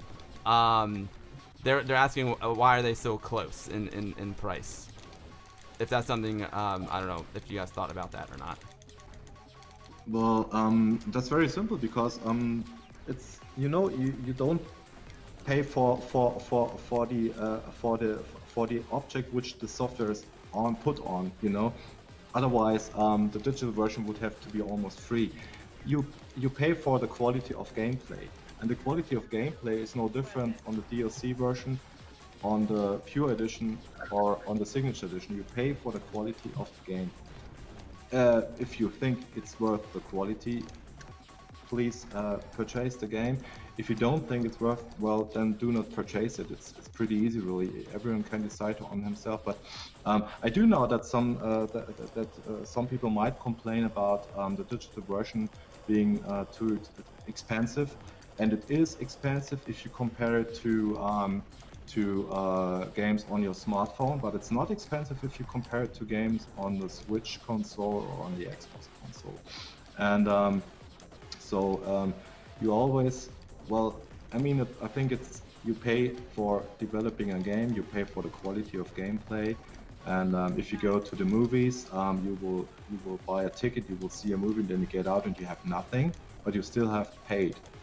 And that's kind of the same thing here, but you still get software which can replay, and I try to incorporate elements which make you replay, which make the replayability very high, and that's what you actually pay the money for. So it's not an experience of 5 minutes and then okay, next game, but it's an experience which should keep you occupied for a few days or even for a few weeks if you're really into the genre. So that's how I explain, because to be honest, the production of the CD-ROM, while pretty expensive, if you produce a lot of CD-ROMs, one CD-ROM is not too expensive. One CD-ROM is about €2, which is kind of €2.50 in US dollars, and the manual is also not too expensive. So the whole package in itself is not too expensive to produce. It's like €4 or €5 or something like that. But if you do like 500 copies of that, it's a whole amount of money. But what you really pay for is the amount of time which went into the development, and also what you also pay for is, I showed the game on a lot of shows, like the Gamescom and a lot of gatherings. And I did not really do this just because it's fun, but also to see people play the game and to see how they react. And when this takes a whole lot. This costs a lot of money, traveling to the Gamescom show, having a hotel there, and traveling back costs like 500-600 euros. And this is also incorporated into the price of the whole thing, but it also makes up for the quality of the game because at the Gamescom show, for example, I got a whole lot of feedback which helped me to make a much better game than I would have made if I would not have got feedback from games players prior to the release. Yeah, you know, the guys are watching the stream and they're saying that, yeah, it looks like this game is worth every penny, and I agree. I can spend much money on a couple of beers, you know, on a night, and this game is going to stay with me for a while, especially since I stink. And the guys are confirming, who have bought the game, that they did get a download link right away. They bought the physical edition, and they did get a download link to the game as well. So yeah, great. So it seems to be working. So does it work now? That's good to know. Great. Awesome. Let me see what else I missed. Nebula Design says awesome stream. Glad I got to catch most of it. Okay, awesome, dude. Nebula Design is lucky to have Kevin doing the graphics for his game as well. We've had his game on the stream in NVIDIA. It's amazing. Kevin rocks. Kevin, I got a question for you. I have to catch up on the chat too. But Kevin, I'm noticing the graphics. They remind me a lot of a demo from Ghost Town called Human Traffic. I'm wondering if you were inspired by that demo at all. Maybe in a subconscious way, but I don't actually remember the game, to be honest. So it's I'm just trying to picture it myself. But some things are just influenced by all sorts of things that you watch. You know, you might watch movies or you might look at other Amiga games. Actually, I always love to look back at other shoot 'em ups or and Neo Geo games. I've never played that console, so that's a pretty cool place to look for inspiration. Yeah, I think they kind of were inspired by like the show house. It was medical. Like all the things in the background kind of reminded me of like veins and arteries. It's pretty cool. You're inside a beast. It's awesome. I'm a huge fan of your artwork. It's gorgeous, and I appreciate all the artwork you post in my Discord. Captain John's asking how many copies have been produced, and Pred Zeta is asking. He's asking. It doesn't matter which version he buys. Pred Zeta from lemonamiga.com. Amazing Amiga website. And Walker is asking if you guys are going to be at Amiga 34 in Germany coming up in October. Oh yes, Amiga 32. 34. That would be great. I was at Amiga 30 and Amiga 32, and there was a great show already, and Amiga 34 will be even greater. They have the original Amiga developers there, and I will also show the game. Probably we will have something new for RESHOOT. Maybe we will release the floppy disk version there. So big plans for a big show, Amiga 32. Yeah. Awesome. Task from the amazing game Worthy fame is just joining the stream, and he's asking he'd like to hear a little bit more from Martin and Kevin. And now Martin and Kevin did talk about their work at the beginning of the stream, but if you're just joining now, maybe we can get a little bit more of a recap here, guys, because some folks are just joining the stream now and they're looking at the game. They're like, wow, this game looks amazing. It's so beautiful, and the music is just rocking out, man. I want to hear from these guys. So Martin, do you want to talk a little bit more about the music? I'm not tired of it yet, like you said. It actually gets me so pumped up. So do you want to talk a little bit about like what we're listening to, how you made it from a technical standpoint, and then maybe we'll talk about some of your inspiration for the game, just from more of a thematic standpoint as well. We can make this short one, because for me actually it would be more interesting to hear something from Kevin actually. But yeah, actually I really started quickly with a quick demo tune on the PC with Cubase. So I use Cubase as an DAW and used a lot of quite modern synthesizers and VST instruments to achieve more modern sound, but actually made some sounds by myself to get a mixture of modern, sound design, modern, how do you say Druck, Richard? Pressure? To get this pressure? I don't know. To get all this volume in the sounds and elements, The mix. but also to the mix of and Like more yeah, and to mix it up with a lot of Amiga styled sounds. So like the lead sound, I think in the chat someone mentioned it's a little bit like the Lotus 2 soundtrack. And actually, drive is the word you search for. Drive? Yeah, more drive, you know. Or flow. Okay. Probably flow? Flow, yeah. Actually this one, yeah. And so I made the whole track in Cubase, and after that I tried to reduce it a little bit to little chunks which I could use and repeat, so I could have the music a little bit more repetitive, but also could use the samples in multiple ways. This is a little bit tricky, because if you alter the sample in ProTracker, for example, you get timing problems, etc. So I had to do a lot of thinking in the first step, and then make music in the second step. Actually.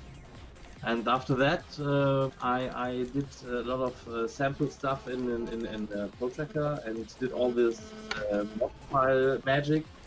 And like someone in the chat asked, the tracks have from 10 to 32 patterns in the end. So we try to achieve the songs to keep evolving the whole time, although they are really repetitive in the end. Yeah. You don't really notice, like you say. Great question. Like, who did the vocals? Did you record these vocals original? Or these originally recorded vocals? No, I have a friend in the US over there. It's AJ from Scene World magazine, and because originally I wanted my wife to record them, but we talked about it, and we wanted to have an how do you say, a native speaker, so that it would that it don't sound such German-ish. Oh, so but they are recorded originally.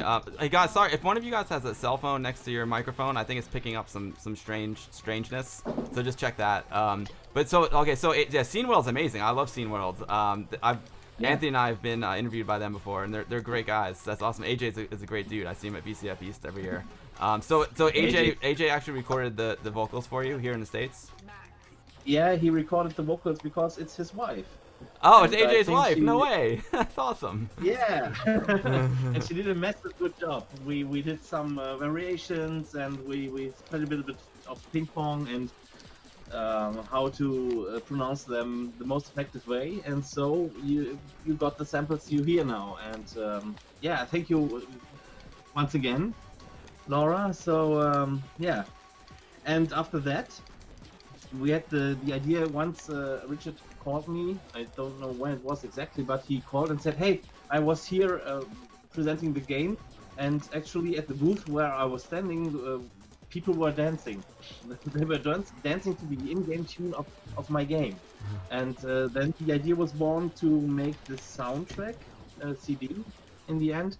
So I asked some friends of mine, actually located here around me, with some projects we do in our spare time, and I actually contacted the German remix group, which are some people here in Germany doing remixes.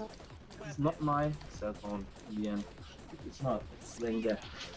And so we, the German remix group, are some very talented guys doing remixes from Amiga and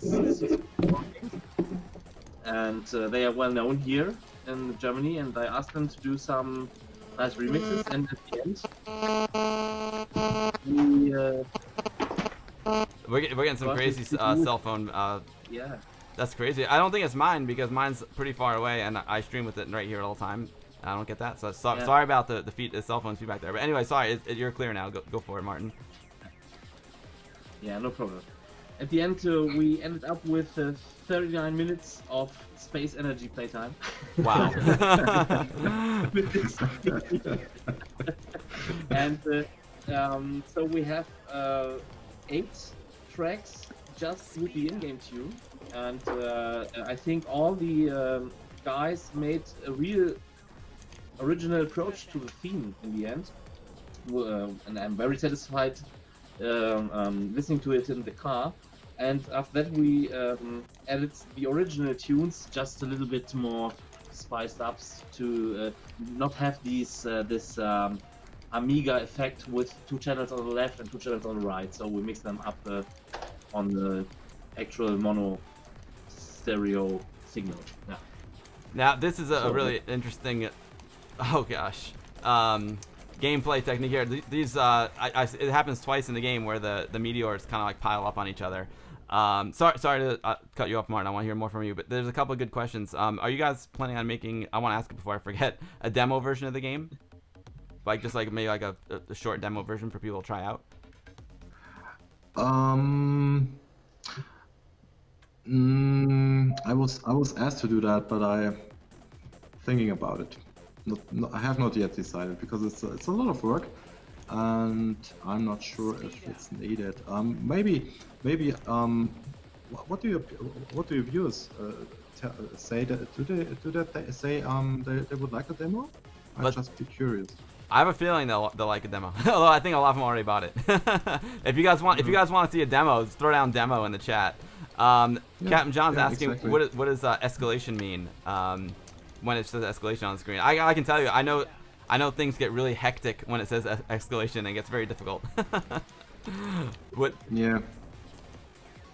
Well, that's actually something which comes from the game called Ikaruga, which is one of my favorite shoot 'em ups, and or you could use any Japanese shoot 'em up, bullet hell shoot 'em up, and they all have like some red thing, alert or whatever, just prior to a boss approaching, and that's it gives you more pulse, it drives you, and that's basically what escalation means. It means, hey, there's danger incoming, you better be prepared. So and that's all. It's also a cool sound effect, just to enhance the whole experience. It's a really nice touch. I get nervous every time I see it because the game is super difficult as it is. When I see escalation, I'm like, no, have mercy on me, please. It's so hard. So Kev, do you want to talk a little bit more about the graphics? In level 2, which I failed miserably on in my last playthrough. It's got this like amazing like fire effect in the background, and there's the parallax scrolling was awesome. I noticed that there was a lot of parallax happening there. Do you want to add a little bit about the graphics? Sure, thanks Bill. Actually Richard's probably to credit for some of those effects there. So I basically supply him graphics that he might use in the game, and then he'll just work his magic in code, and so that fire background, that's very much Richard's answer, but I can answer how I work on my other graphics, if that helps. Sure, I would love to hear it. Yes, please do that. Well, I do actually own a real Brilliance, if you can see it, Brilliance. Oh, I do awesome. actually own Brilliance software. I had it many years ago, on a real Amiga many years ago, and I just saw it at a recent Brisbane Amiga get together, and I just had to get the original again, so it's just nice to have that close by. I do actually use the software all the time, but my process with the graphics, when Richard asked me about reshoots, I sent him, this is actually in your Discord actually, there's a screenshot of the very first image that I sent in 2015, and you can see some copper examples, and you can see some ideas of how some of the copper effects might work in the game, and some of the sprites, 3 colors of sprites. So it's in your Discord channel. But my software that I use, I think I've mentioned it before, I generally use Lightwave, and I use Photoshop, and I use a converter. I use Brilliance. I use a converter program called Graphic Converter, which is very handy for IFF files. I noticed one of the problems, especially for ham files, don't seem to export out of Photoshop too well. So I use a program called Graphic Converter that I also use for other games, and to create some of the maps and levels, we use a program called Tiled Editor. So that's a open source software which is fantastic, that I've been using for Rygar and for Iridium and for RESHOOT. So I'll probably also post some examples of how I put together some of the graphics so that you see the raw versions, and then you see the rendered versions, and then you see the converted palette versions that are, you know, reduced from 24-bit down to say 6 or 8 or 16 colors. So I'll try and post those over the next few days. This is awesome. I've got it up on the screen right now. I went full screen with it. Thanks so much for sending that over, Kevin. So what are we looking at here? Sorry, go ahead, Richard. May I just add something? Kevin, do you have a Patreon site? I think people can have a look at your work on your Patreon site. And I think there's some stuff from the first RESHOOT game there too, right? Yeah, I started a Patreon site probably about 6 months ago. I've been thinking about it, trying to set it up for about 2 years, and I decided I might as well just start one. And it's just one way where I can just show extra detail. So, yeah. For example, I did that color cycling cube that Bill showed recently, and I've got the lightwave files that people can open up and try out, and I've got the IFF files. Generally, though, what I try and do is just have it for patrons for the first few days, and then I open it all up for everybody to have, because I figured that's probably the best way to do it, is that to thank the people who are the patrons. They get a bit of a few days exclusive of some files to play with, and yeah, that's just a kind of a background thing that I have going there. But I do have a blog as well that I can post online. Yeah, I've got your Patreon up on the screen right now. I'm gonna throw it into the chat as well. Let's see. Let me just. I'm gonna switch over to the chat real quick. Boom. Kevin's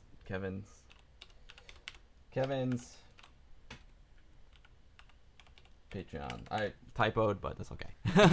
So Kevin, I've got the full screen image that you sent me on the Discord up on the screen right now. I'm seeing in the upper left corner. This is the whole process. This is the process that you started from the very beginning until the final that you sent to Richard. Is that correct?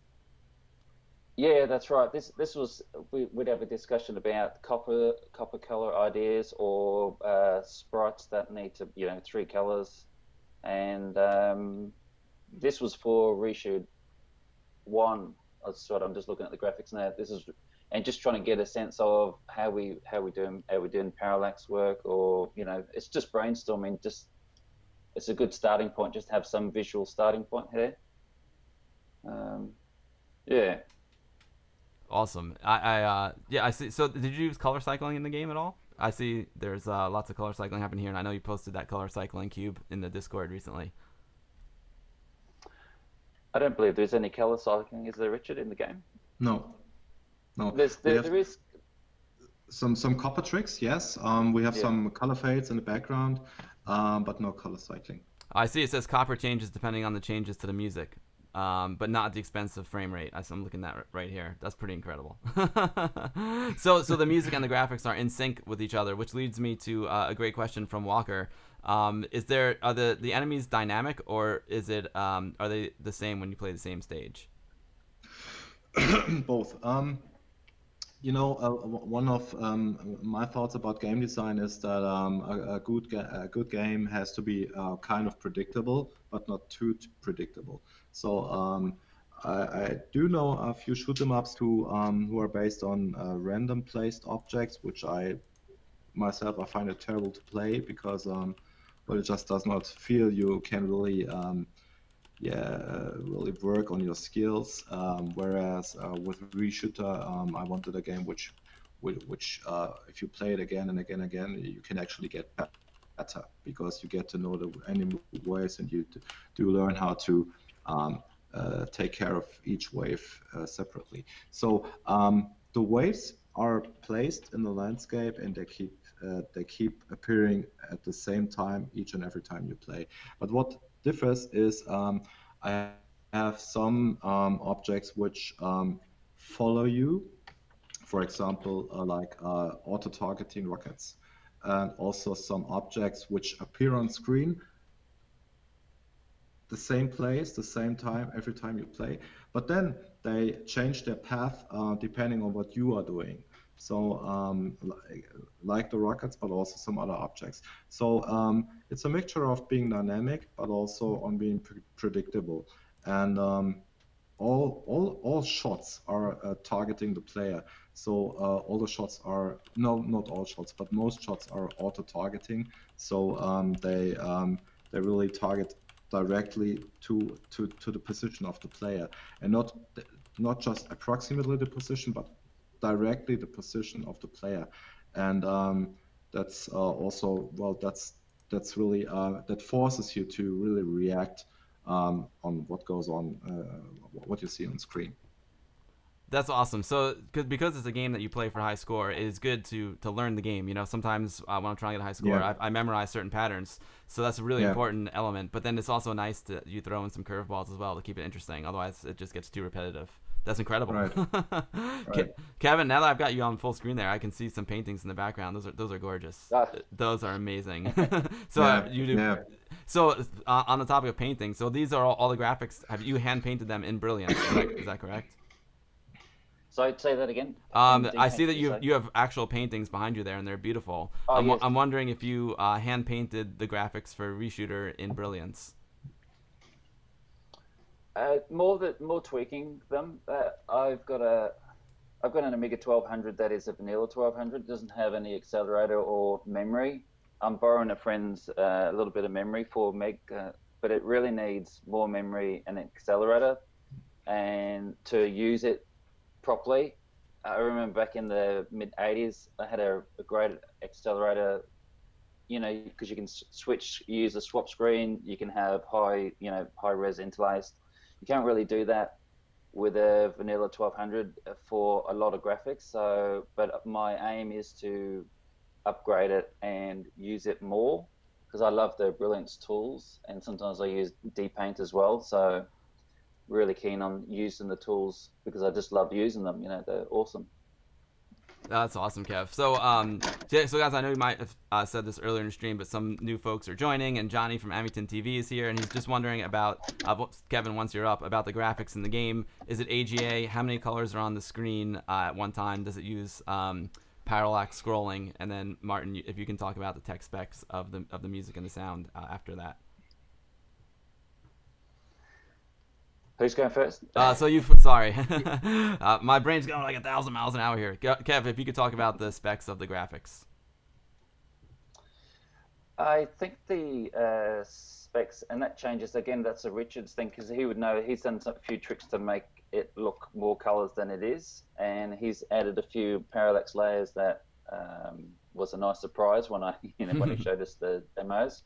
But basically, it works to me.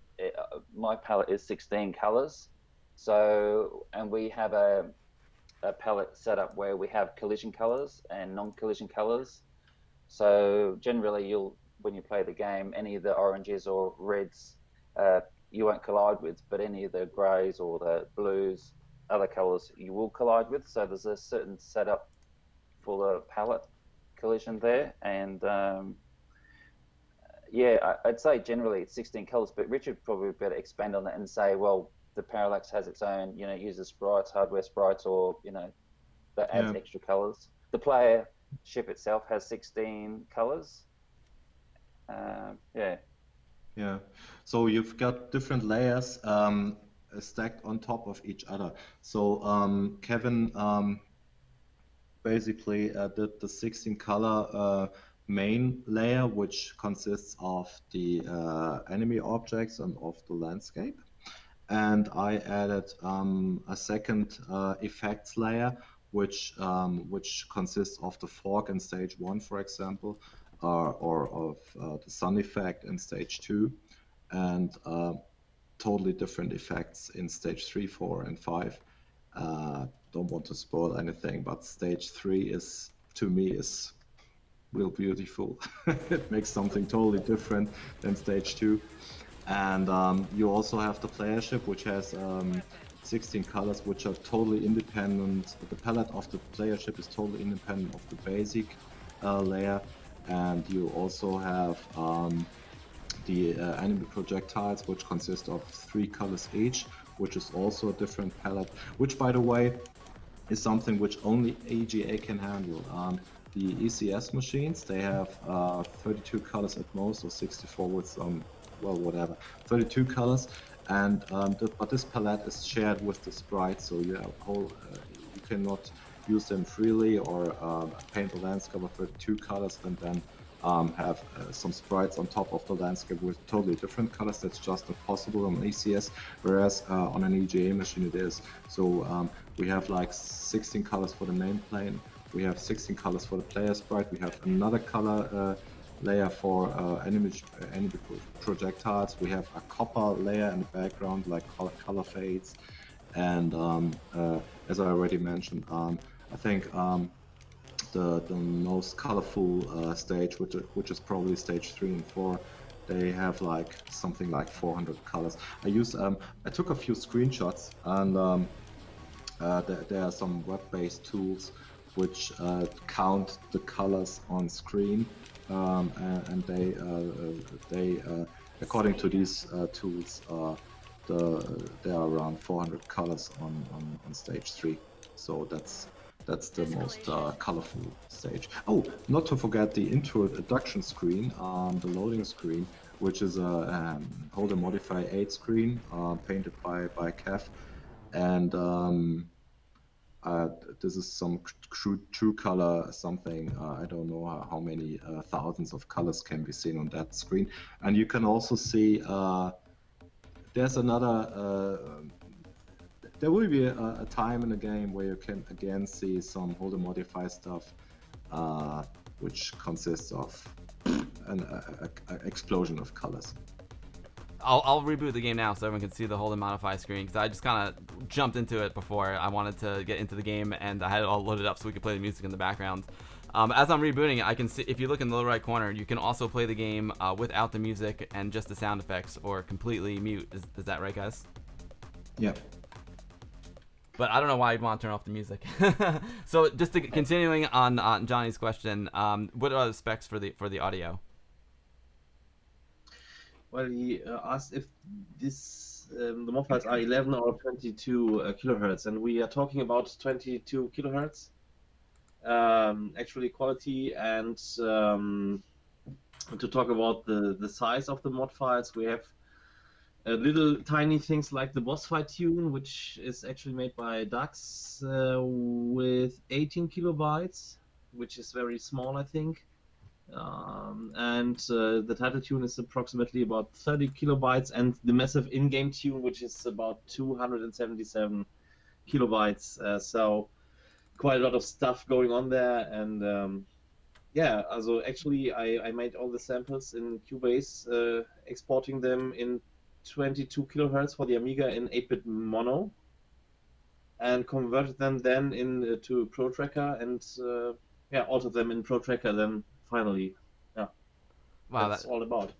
That's awesome, guys. While I'm here, let me just thank you. First of all, thanks guys for continuing to be on the stream. This is really incredible. I'm learning a lot on the stream, and that's funny. It's a funny thing that happens a lot. Like, I'm not an Amiga expert by any stretch of the imagination. I'm just like a dude who throws the camera on and turns on his Amiga. But on all these streams, I have so many amazing people like in the chat. I learn something every stream, and I'm learning a lot in this stream. It's awesome. You guys rock. And I want to give a shout out to Amix312 from Amitopia.tv. He's always posting really interesting Amiga articles on Amitopia, and he did a great review for you guys on the game. I want to, let's see if I can pull up here. Let's see, PC full screen. There it is. This is on the Amitopia website. World premiere of RESHOOT for Amiga AGA today.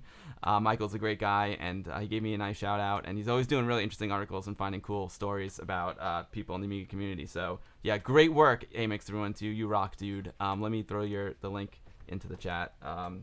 Amitopia article. So thanks for all you do, Michael. It's awesome stuff, dude.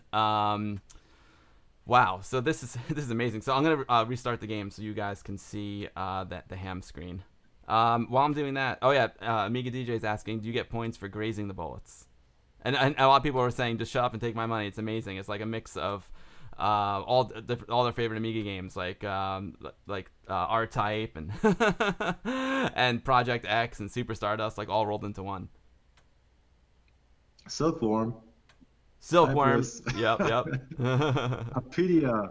Oh, I love Apidia. It's amazing. The thing, Apidia's got amazing music as well. And Martin, your music is rocking it. The thing is, I'm gonna get the soundtrack and play it in my car, but I'm afraid because I'm just gonna drive like a madman, you know. The music is great. You've only got one live too. Yeah, exactly. Yeah, and I have no power ups. I gotta be careful. I can't. May I add two names to the guys whom I want to have mentioned? Of course. We are, guys. This is your forum, man. You guys can say anything you want. Because I really want to thank you, Oliver Lindau, for he had a look at the game at the Gamescom show 2017, and he just mentioned a lot of things about using colors and placing pixels, and he enhanced a little some very tiny details on some parts of the landscape. And I think what Oliver Lindau and also Andreas Escher from Factor 5, he too saw the game, and he too offered his help in doing a little bit of modifying stuff to add a little bit of extra details. And so these two guys, Andreas Escher and Oliver Lindau, they just put in some magic pixels here and there, and that adds, you know, in Germany we say like the Sahnehäubchen on top, like the cherry on the cake in English. And so what these two guys did is as important for the whole experience, like what AJ's wife did for the speech, which is very important too for the whole feel. So it's actually the work of a lot of people. Also, the cover by Emanuel Henne is, or do I pronounce him Henne? I'm not too sure about that, but Emanuel anyway. He did the cover artwork, and it's so amazing. Or one of the cover artworks. One is by Kevin, one is by Emanuel. And so this is another contribution to the whole package, which is which just makes RESHOOT R the thing it is. So it's actually a creative. It's just there's a whole lot of creative talent implemented in the whole experience. Wanted to mention that. That's a really good point. So yeah, it was more than just the three of you guys, and it's all those little details that you were talking about that really makes this. It's really the difference between, you know, a game being, you know, like 95% and 100%. You know, it's the difference. You know, that's what really makes it a AAA game, is all these little details like the voice. And it adds so much to the game. Speaking of the graphics, let me just show you guys some of the screenshots here. I'm over on Richard's website. I'm gonna go full screen on Richard, and we're looking at some of the amazing graphics here, and more of the artwork that you haven't seen yet because I stink. I'm seeing the first one up here. I don't know if you guys can see it, but it's kind of just like clouds and all sorts of stuff going on. It's got an amazing heavenly kind of feel. I see purple in the clouds and like a nice vanilla sky and like these yellow platforms. That looks amazing. Let me just scroll through some of this artwork. It's gorgeous. I love this 3D render here with it looks like my 1200 and my 1084S, except yours does not have a broken door and mine does. That's a good example of the work of community. That's from Paul Kitching. He's a UK guy, and I saw some of his work on English Amiga board, and I just sent him a message if he would like to do something with RESHOOT. I don't know what. I just ask people, and then from communicating, sometimes something happens. And in this case, Paul Kitching delivered this beautiful render of an Amiga 1200 with a monitor showing RESHOOT. And this is something which, well, you cannot actually use it in the game, but maybe it makes up for a nice poster once, or maybe you can find it in the signature edition of the game, or certainly you can find it in the signature edition of the game because we used it there. And you know, this is the whole communication process with the community was so important for having a package like we have it now.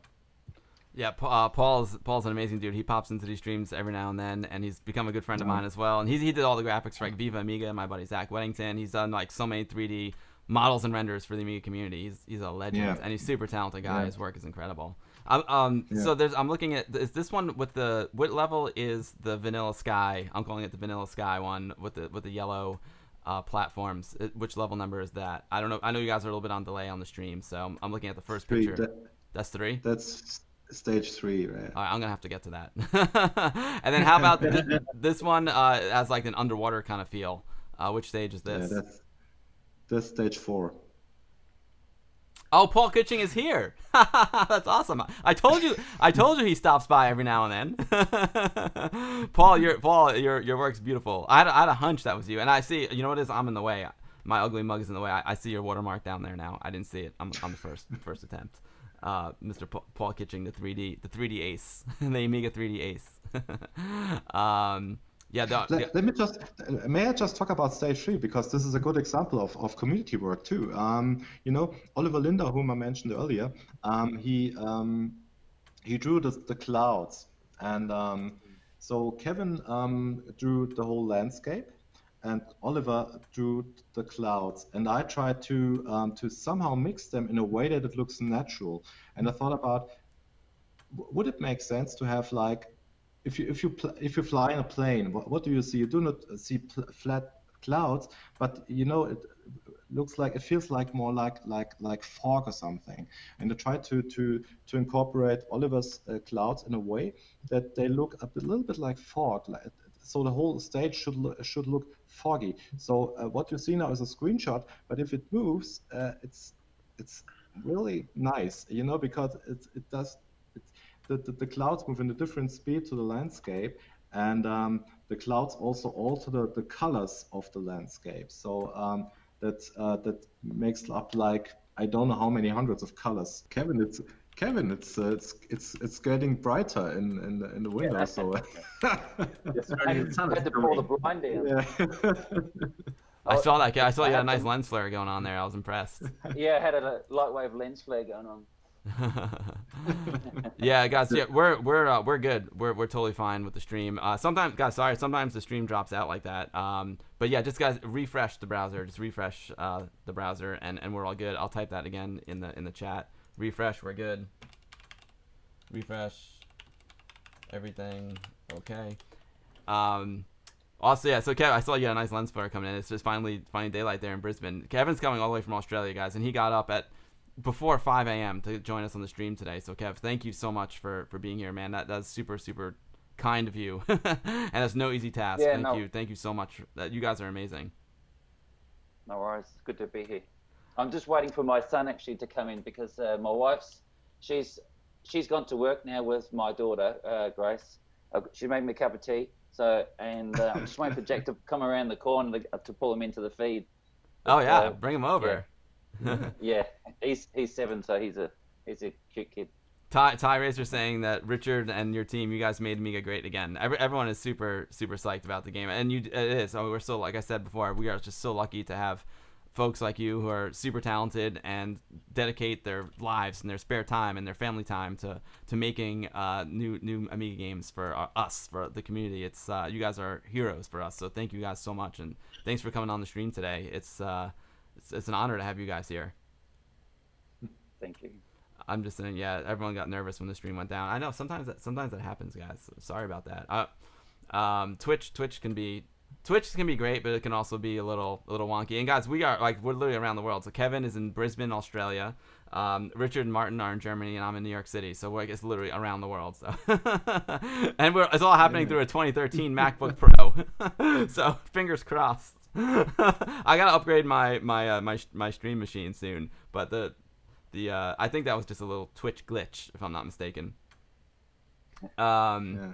Is it amazing that we can now chat? I mean, 20 years ago that would not have happened. 20 years ago it would not be possible to do RESHOOT R because I would not have I would not have been able to contact Kevin, really. I mean, I would have to send a disk to him by postal, by using some postal service, which would take like 2 or 3 weeks, and it just would not have worked.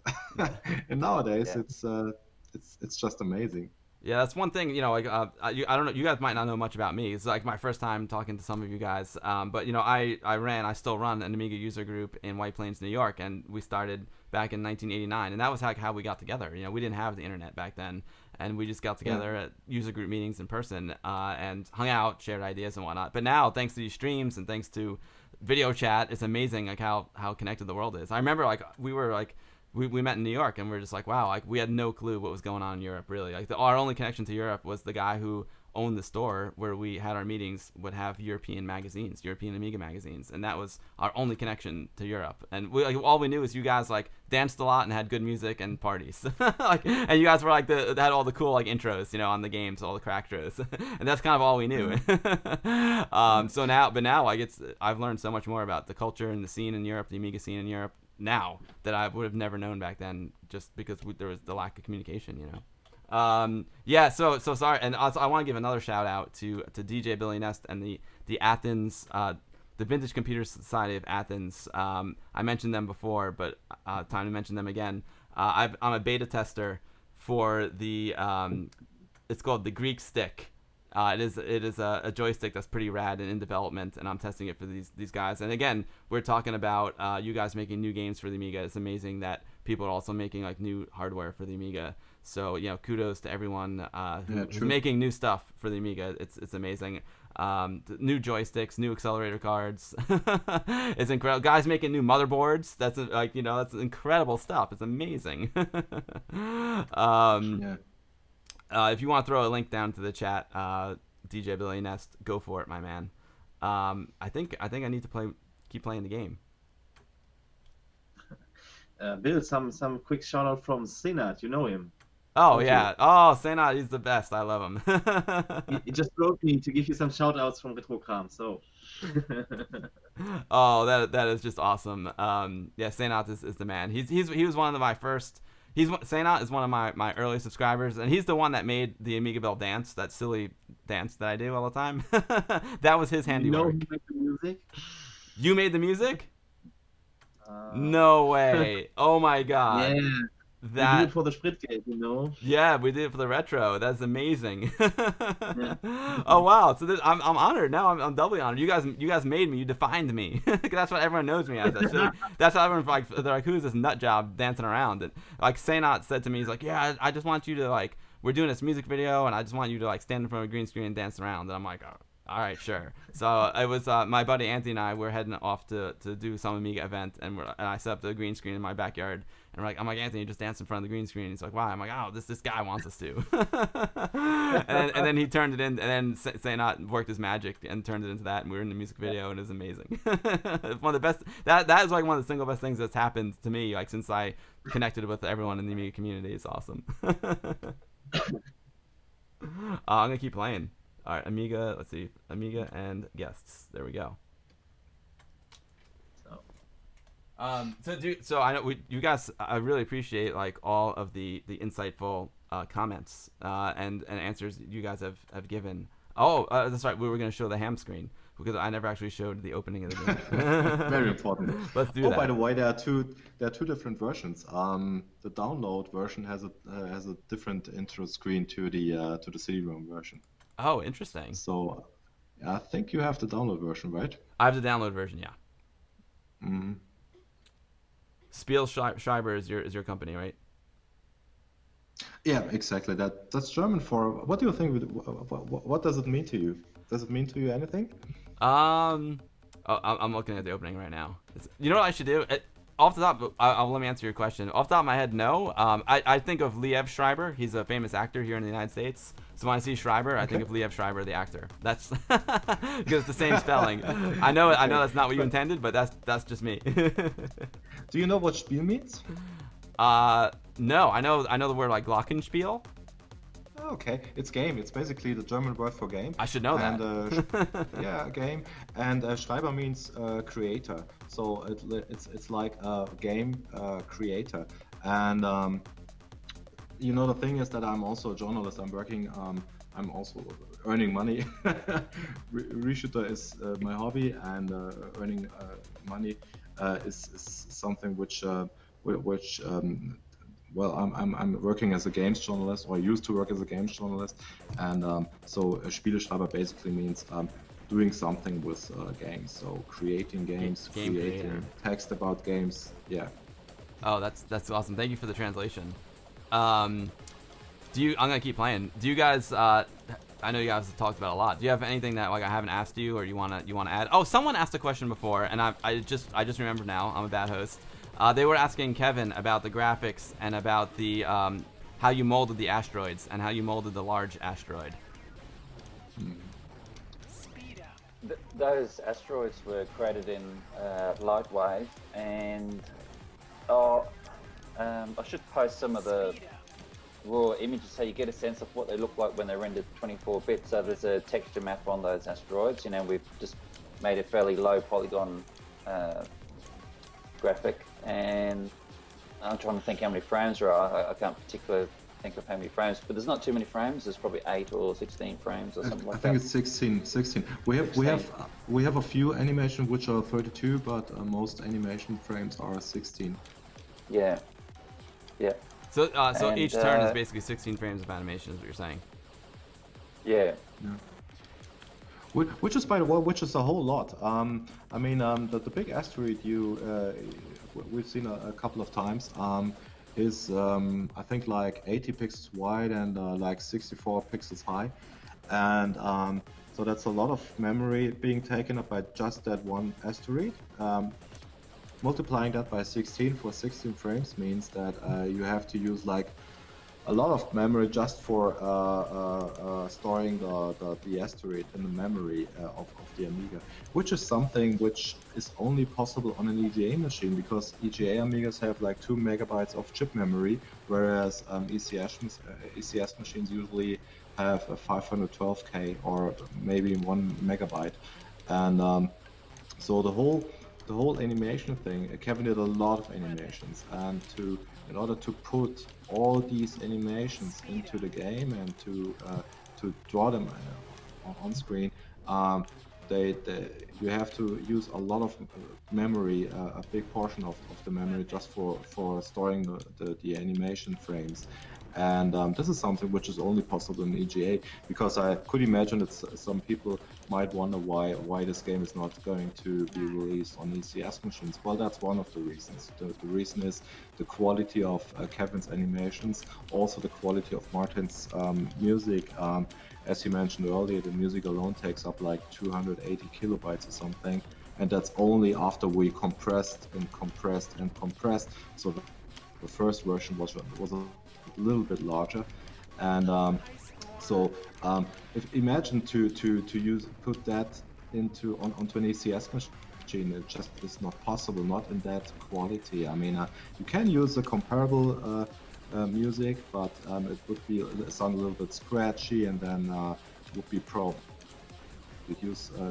take up only 100 kilobytes, and you could switch from 16 frames of animation to 8 frames of animation with Kevin's graphics, but each and every step means a loss of quality, and also you could not do a second effects layer like the fog you see on the first level of Reshooter, and that's the reason why the whole game is being developed with EGA in mind, and also only EGA in mind. There will not be an ECS version. We developed with EGA as a target platform. It was EGA from the beginning, and you guys got it to run on stock 1200 and CD32. So that's a pretty good goal. Yeah. Especially with this quality, like you said, you had to compress the music, but I don't notice any compression. Like, it sounds so good. Yeah. So you guys squeezed it all in, but you were able to keep the quality. Yeah, guys, if you have more questions, please fire away. Razor XG, my man, is asking, are there any problems if you try and run it on UAE? Well, what I learned while developing the game is that I mean, it's not. You can run the game on any emulator, and it will run perfectly fine as long as the emulator is running on a good machine, on a fast machine. Because I noticed on my MacBook, for example, that FSUAA already has problems keeping the frame rate up on the stage 3 and 4, which have a lot of effects going on. And the emulation takes up too much processing power in order to draw each and every frame. So the frame rate drops from 50 to, I don't know, probably 20 or something, which is not going to happen on the Amiga. This is only happening in the emulation because of the lack of CPU power in my MacBook. And therefore, I recommend playing the game on a real Amiga. It can be a CD32. That's pretty sufficient. I recommend 2 megabytes of fast RAM, but that's basically all you need. I mean, you can have an accelerator, you can have a 030 or 040 or 060 CPU in your Amiga. It should not really, well, doesn't really make the game any smoother or faster. Just makes up. There are some situations where the frame rate drops a little bit. For example, when a lot of asteroids come on screen and drop and then they explode. But I've developed the game in such a way that even in such chaotic situations, the frame rate drops in such a way that you will usually not notice, because the scrolling keeps its pace, the player ship keeps its pace, all the projectiles, they all keep the pace of 50 Hertz. So the only thing which drops down is the frame rate of drawing the objects. And so this happens very seldom, and you will almost not notice. But with a 060 CPU, even these frame rate drops will not happen anymore. So, but this is the way I recommend playing game. EGA machine, 2 megabytes of fast RAM, that's the best you need. Yeah, and I have to say, you know, as you know, I know a lot of us play with LCD screens or LED screens, flat panels these days. But I over the weekend, I had the pleasure of playing it on my 1084 CRT, and it looked and just played awesome. It was amazing. It almost feels like, Kevin, you almost like designed the graphics for a CRT, because they just look so beautiful and perfect on the CRT. I just love the way it looks. We got a lot more questions. P for pause. Let's see. DJ Billy Ness wants to know if it runs on a PlayStation Vita. What? Yeah, I don't. Maybe in emulation mode. I'm not sure. Coppercraft is saying, does it use a 256 color palette? No. As mentioned earlier, the different layers each use like 16 colors or something, and but it uses a true color palette. EGA machine uses colors which are made up from a palette of 16 million colors, basically, and this color depth is used in the game. So that's why in stage 3 and stage 4 you have a very smooth gradient from light blue to a little bit darker blue, which would not be possible on an ECS machine, because you would see the different colors switching from light blue to a middle level blue and a dark blue. Whereas on an EGA machine, you can have the color depth of the EGA machine allows to do a really smooth color gradient, and the same is true for stage 4.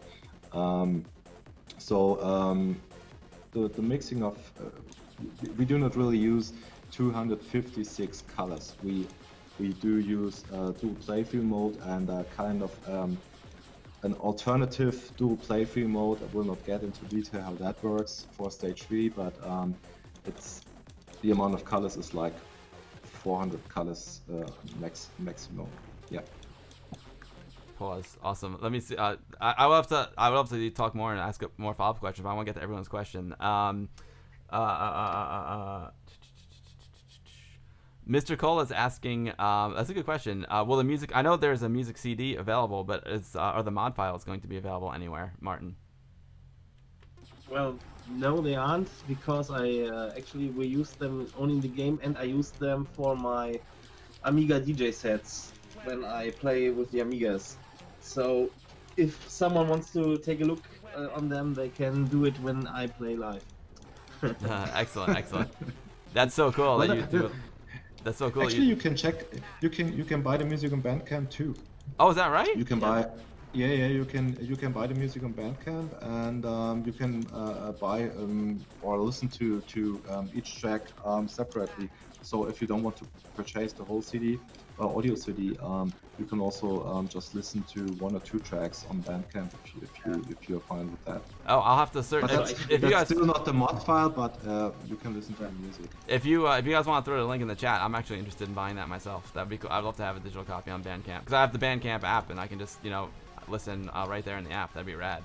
But it's fun. DJ Billy's Nest question kind of leads me to something interesting though. I know he asked about the Vita, but just thinking ahead, you guys could potentially, with a game of this quality, like we were talking about before, like this game would be great even on a PC. You know what I mean? So maybe sometime in the future, you guys could think about like porting it to like a Switch. This would be a great Nintendo Switch game, Seriously, like I know it's an Amiga game, but it's such a good game that it could, that could open you guys up to a lot more sales. Getting it on the Switch or like a Steam sale or something like that. That could be really cool. I know you probably don't have any plans, but it's just an idea for like future thoughts in your brains. Actually, it's already happened. I have converted the game to run on the alternative Amiga operating system called AROS. AROS or whatever.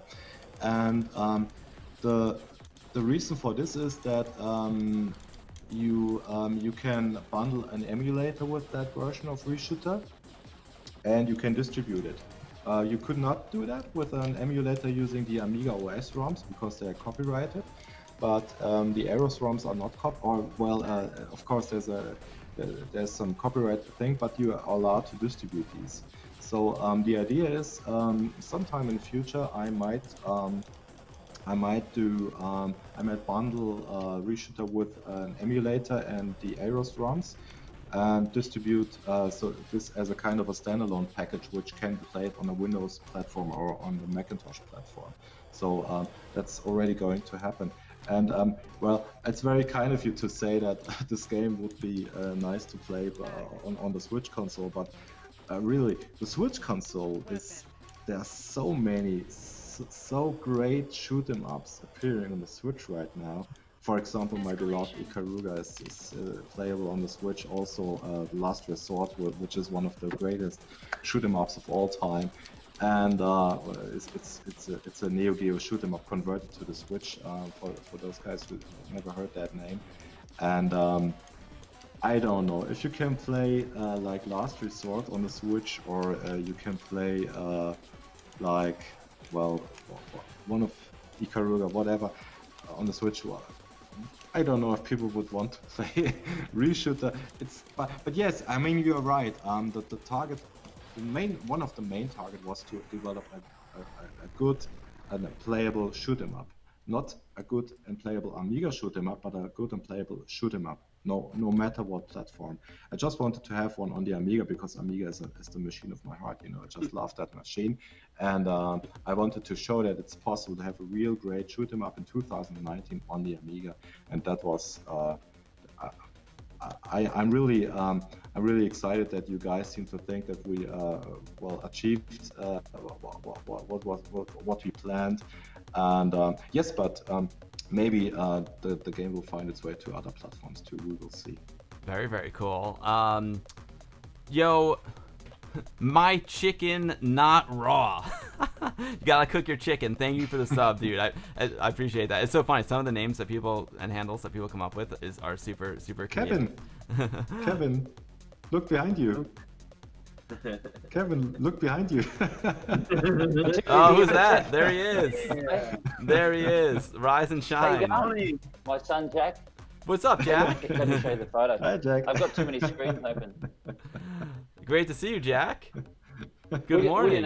We didn't know where we are, do we? Look, who's that? Jack, you're being broadcast around the world right now. Hello from New York. What's up, Jack? Hello from Landsberg, Germany. You good? What's up, Jack? Jack, are you super excited about your dad's game? It's so much fun to play, and your dad did amazing work with the graphics. It's so beautiful. You should be really proud of your dad. Yeah, Jack. Yeah, Jack. Your father did a really great game. He developed the graphics for a game called RESHOOT, and I think you already played it, right? we've already played through stage 1, right? Stage 1. Yeah. There we go. I've turned the speaker on. I can actually hear you now. There we go. That's better. Sorry, did you ask me a question? No, we're asking Jack if he's played the game, and he should be really proud of his dad because the game's awesome and the graphics are incredible. Yeah. He has played it, haven't you? Yep. Yeah. We got a photo of the testing. He's been testing. We'll be playing it more when Mum's at work, hey. So what's the best score, Jack, you already achieved? Still practicing. Yeah. Okay. Jack, what's Jack's favorite computer? Do you have a favorite computer or favorite game? Oh, he does have a few favorite games. What's your favorite game? Go on, say it. What is it? Minecraft. Oh, Minecraft. That's great. Yeah. Awesome. Yeah. That's so cool. What do you are you happy now that your dad's done with the game? You guys gonna hang out together, maybe play the game a little bit together? Yeah. Yep. Nice. Yeah. Do you paint as well? Do you do art? Yeah. A little bit. A little art? Yeah. Nice. We'll do. Yeah. Nice. Are you into art and video games? Or you have some other stuff? Some other stuff. Yeah, if I lived in Brisbane, I think I'd be into surfing, personally. You guys got Surfer's Paradise there. I've been to Brisbane and I've been to Surfer's Paradise. It's amazing. Australia's like got amazing outdoor sports. I'd be mountain biking and surfing every day. Good fun, hey? Well, we're going to get Jack to school soon, so we got to get changed, hey, and get all sorted live on the stream. It's at 8:15. Yes, that's right. It's not even. Oh, I know, we're going to have breakfast. Here we go. Okay. Go for it. Kev, if you need to go take care of that, you're welcome to, I mean, obviously. Yeah.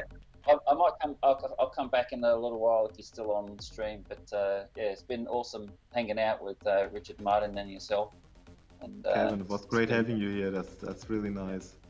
Yeah, Kev, thanks so much for getting up early. Guys, Kevin is in Brisbane, Australia, and he had to get up before 5 o'clock a.m. to jump on the stream. Yeah. So that's huge kudos to you.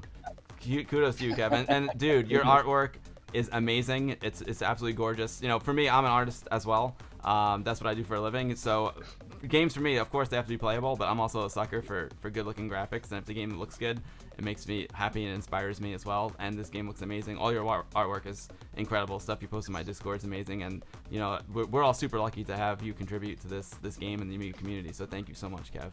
Yeah, that's true. Yeah. Thank you. Yeah, I've always been a big fan. Thank you of the Amiga, and that's why I loved it when Richard wanted to produce the game on the Amiga. And I always like to think we can produce games on the Amiga first before other platforms. I remember, you know, looking through magazines many years ago. You go Amiga coming soon, and it's on other platforms first, and you go that got quite annoying actually. And so I have that inbuilt DNA where I'd love to have games on the Amiga first, then branch out to other platforms. So. Yeah, big fan of Amiga, of course. When I first learned about Amiga, you know, I had a Commodore 64 and Atari 800. And my dad would buy me the games, and I'd always look on the back of the game box, and it would show like screenshots from all the different versions. And I would always see the Amiga version. I'm like, oh man, I want the Amiga so bad because the graphics just look so good. And it was like the holy grail. And then I bet the 1000 was expensive. And then when the 500 came out, my dad's like, oh, I think we can afford this, man. I'm gonna get you a 500. And I was super lucky guy that he supported me like that. And yeah, I'm with you. The Amiga has just been a huge part of my life too. And I mean, I love Amiga, but at the bottom, you know, at the end of the day, like doing these streams and going to all these Amiga events, it's for me, it's all about like hanging out with awesome people like you and all the awesome people who are in chat. Like the Amiga is amazing, I love it, but it's the Amiga community and the people that come with it that I like the most. That's what keeps my fuel burning, you know. Exactly. Kevin, before you leave the chat, I just want to add something which Kevin did. I mean, when I started to work on RESHOOT, I had the idea of working with high school students to do some pixels, and I talked to a couple of guys and asked them if they wanted to deliver like a spaceship or some animations or whatever, and I got some artworks from them, and one of just an example of the main chip was I got a true color 4K screenshot of a really nice spaceship, and then I asked the guy, okay, so this is a real nice spaceship. I can put it onto my desktop and watch it, but I cannot animate it. I cannot put it onto the Amiga. It's just too big. It's not animated, nothing like that. And this guy just could not, he just could not get what I mean. He just could not, because he did not understand that he can only use 16 colors and that he has to shrink the whole thing, and that he has to design it in a way that it also looks good if it's a tiny sprite and not a full screen object, And Kevin was able to do that. I mean, he's the only one who was able to do it, because I really talked to a lot of people, just because I wanted to see what happens if I talk to people. That's what I'm doing all the time. And Kevin is the only one who delivers. He delivers art which is usable, and he just delivers. I mean, a lot of people do talk and talk and talk, and they tell you, okay, I will do that, I will do that. And they promise, but a lot of people do not really keep their promises, They, when it really comes to having a discussion about how a sprite has to look like, having to rework it because it needs to have less colors, or has to have only 3 colors instead of 4 or something like that, just tiny detail work. A lot of people lose interest, whereas Kevin understands that this has to happen, he has to work on it, so that in the end we have a real good looking game. And Kevin, he worked with me for 4 years now, and he always delivers, and he always delivers great work which I can actually use, and that's something which I cannot really thank you enough, Kevin, for being such a great partner, such a great guy, and without you, RESHOOT just would not have happened. It's as simple as that. So thank you very much. That's all. That's really well said, Richard. That's Kevin. That's amazing. It's so true too. That's a special skill, not just being able to create the artwork, but being able to create it within limitations. That's today we take it for granted that we have these super powerful computers, or like I do photography and cinematography for a living, and like we have like 8K cameras and 4K cameras, and you can make almost anything look good. But try doing that with like an old school camera, which is one of the things that interests me about working in the Amiga. Like it's like trying to make things happen within the limitations of it. To me, that's like the ultimate creativity. Like if you have boundaries, when there's no boundaries, there's one thing, but being able to work with boundaries is also extremely exciting and takes a very, very specific skill. So Kev, amazing. Yeah, no worries. Thank you very much. And you didn't compromise. Like it looks amazing. Like even though you got it to work on the Amiga, like there's no compromise. It looks incredible. Yeah. Thank you very much. I should go though. I should cut myself off the stream. I'm looking at the time now. Need to drive in about 10 minutes, so. Okay. So Kev, see you. Bye. Yeah. Bye. Thanks very much. Later, Kev. I'll watch the stream later. Right on. Thanks, Kev. So, guys, there's a couple of Jamie Morgan Just Games, who's a very, very talented gamer and streamer as well, has a great question, and someone else asked a very similar one. Walker GR asked a very similar question. What games do you guys admire? And did you guys pull inspiration from other games when you guys were making RESHOOT?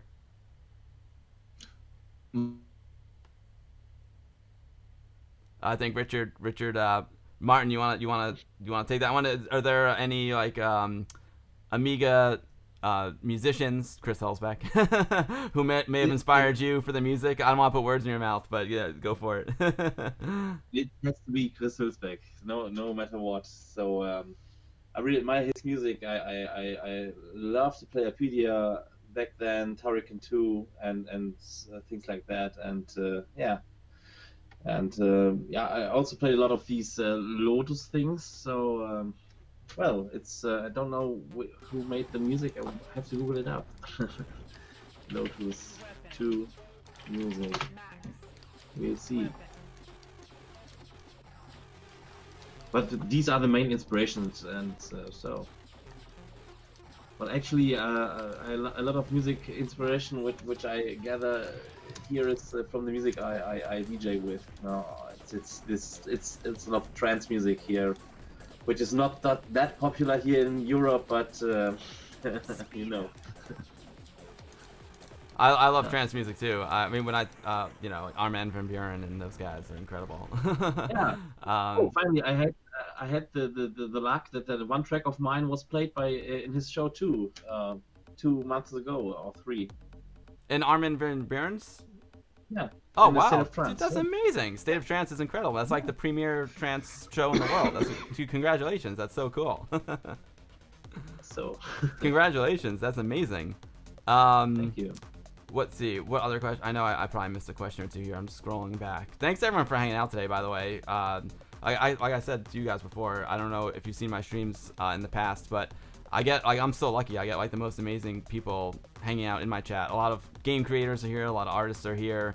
Amazing gamers are here. Great members of the Amiga community. I do these streams. I always say it. I'm like a broken record, but I really do these streams just to hang out with my friends. So like everyone who's in chat is like my friend, and it's great to see them every week, and I have a blast catching up with everybody. And it's kind of like the Westchester Amiga user group virtually online. When we can't meet in person, we can meet here online. So I thank everyone for hanging out today and asking like really, really cool questions and really supporting the guys and buying their game and saying all like the awesome stuff about the game that it is. Johnny says, congratulations to the team. Fishbot, great vibes. Fishbot's always got the great vibes. Jamie says that the game looks amazing. Yeah, I mean, super, lots of hype for you guys. This game rocks. I'm super excited. And as you can see, I'm not very good at it, so I want to see if I can get to level 3. I don't know how long it's gonna take, but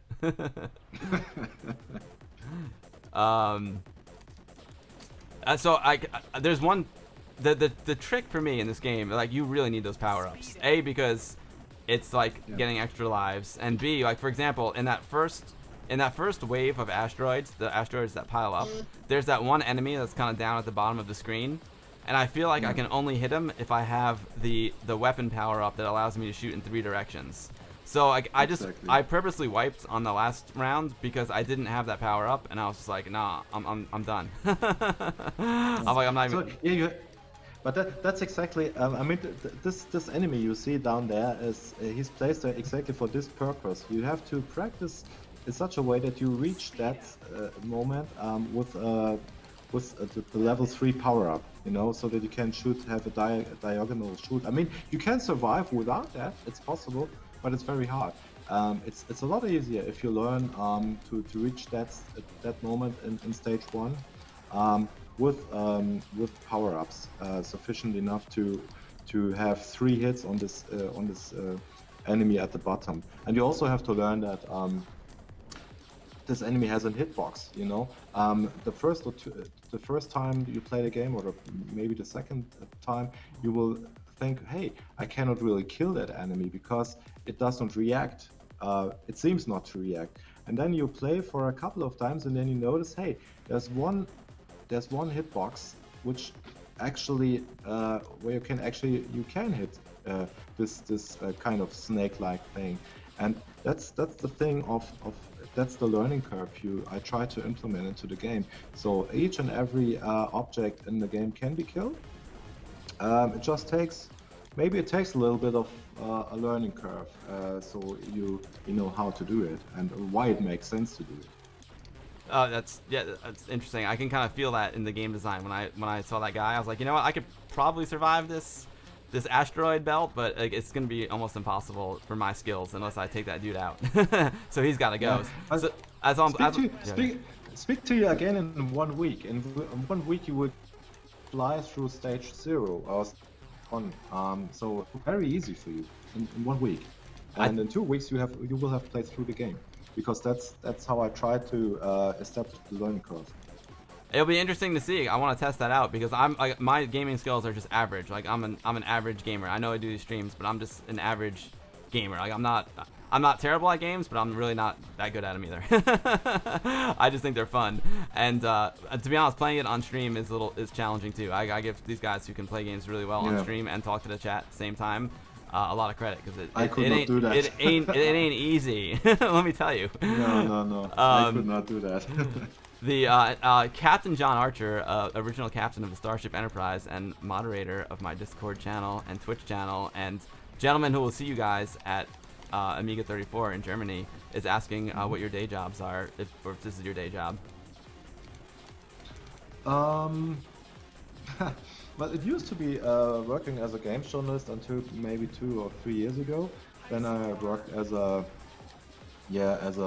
media producer, which means I'm developing magazines and putting all the pieces together, puzzle pieces together in order to have a magazine in the end.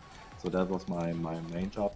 Actually, with RESHOOT, I want to see if it's possible to generate an income which is sufficient to survive with a family. So that's I just want to see this year if it's possible, and if it's possible, maybe this is my new job, developing games for retro-based platforms. That'd be awesome. We'd love to have you, Richard. It's interesting because I think 7-10 years ago, I don't think that you could even entertain that thought. I think there's just been like a whole renewed interest in retro, a renewed interest in Amiga, and it's like Exactly. It's hot right now. It is really hot, but. I always talk about like 2000 to 2010 being like the dark ages of Amiga. Like we would have like 4 guys show up at our WOG meetings. We never stopped meeting, but there'd just be like 4 of us. And now we have like 30 active members. It's just been, and that's just the trend like all over the world. Like retro is big, and you can see even like on Steam, a lot of the games that are coming out, even like the really popular ones, are simplified, 8 and 16-bit style games. Even though they have super powerful PCs they can run them on. You can actually see that at the Gamescom show in Cologne, which is I think the world's biggest entertainment show for video and computer games. They have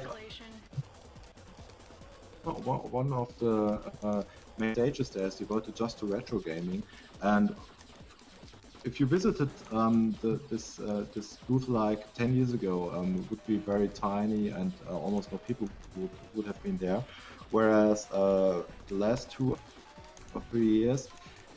You see the whole thing growing and growing and growing. So you have like the big booths of Electronic Arts and Ubisoft and Activision, how they're all called.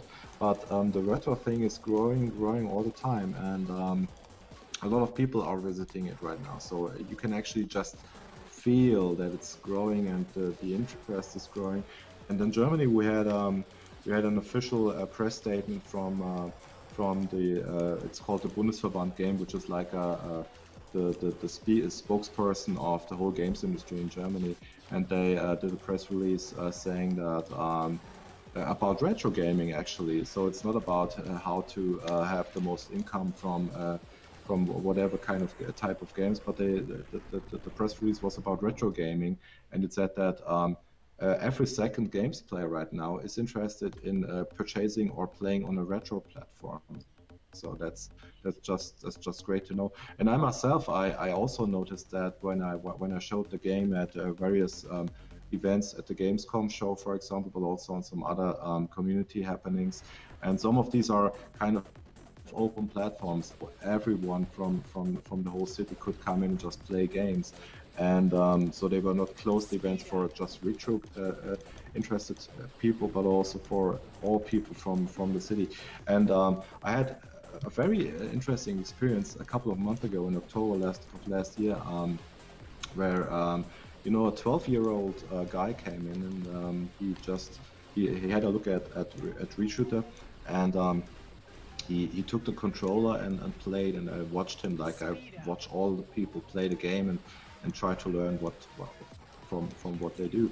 So he played, and he played like 40 minutes or 45 minutes or something like that. That's a 12-year-old a kid which has grown up with the PlayStation 3 and 4. He's playing on the PC, and when his mother came in and took him away from RESHOOT, he told me that RESHOOT was almost as addictive as Fortnite.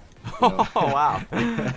Yeah, and I think if a 12-year-old tells you that, it's just great. It's just great that your game is kind of addictive, and it's almost as addictive to this 12-year-old as his favorite game, Fortnite. So that means that good gameplay is not dependent on the platform. It's dependent on the gameplay. That's very true. It also means your game is great, because I don't think a 12-year-old will pull any punches. If he didn't mean it, he wouldn't have said that, and he wouldn't have stood there for 40 minutes. It's also interesting, someone growing up like with a PlayStation controller using a joystick. I've seen like when I do things at like vintage computer festivals, and I have an Amiga set up, like some of the kids show up and they don't even know what to do with a joystick. They're just so used to like a PlayStation controller or an Xbox controller. But I actually had a CD32 controller attached, so it was not the biggest was the difference was not too big. Oh, there you go. That's cool. Yeah. Say not. Martin, Say not's here. Say not, my man. What's up? I was telling Martin that you made me. You're AmigaBill's daddy. You made the amazing animation, and I didn't realize that that Martin did the music for the music video and my dance. Yes, Say not. Once a mod, always a mod. I would never demod you, my man. Come on now. I hope I can get to Amiga 34. I see lots of people in chat who are planning on going out to Amiga 34. I think Saynot is planning on going. I'm gonna see if I can make it happen, guys. It's hard for me because it's far, and I travel a lot for work. So when I'm not traveling for work, it's kind of nice to be home. You travel to Germany? I've been to Germany for work. I did Volkswagen commercials. I went to like I went to like Hockenheim racetrack and. So I've been to Germany, and my wife is from Poland, so we go visit her family in eastern Poland, right near the Ukraine border, and that's why I go to the Polish show, the Polish party, Ami party, because it's very close to her town. So that was easy for me to get to. It was killing two birds with one stone. My wife was like, "Why do you want to go see my family so badly?" Little did you know, an alternative motive, Ami party. But I would love to get to Amiga 34. It's amazing. Yeah, invite your wife to Poland in October. It's very close. It's very close. You know, it'd be pretty easy. Kind of, yeah. Kind of close, yeah. Close enough. You guys from the United States, I mean, you're used to traveling a lot of miles, and you just say it's close. Whereas for me, living in Germany, you know, like traveling 600 or 700 kilometers is a lot of distance, you know. But you US people, for you, it's almost nothing, right? For my last job 2 weeks ago, I had to go to Los Angeles, you know, which is like the hub of film production here in the States, and it took me the flight was 6.5 hours from New York. It's insane. Yeah. Like I could be places in Europe in 6.5 hours. I could be in Iceland, you know. And I'm going there next week too, so it's going to be another long flight. So for us, the country's so big, everything's spread out. It takes a long time to travel. I feel like I want to also just like turn up the music too. Like I know I've been playing Martin's music in the background all stream, but I've been suppressing it so we could hear everyone chat. Maybe I should just turn it up. Yeah. Pause. I'm gonna turn up the music for a second.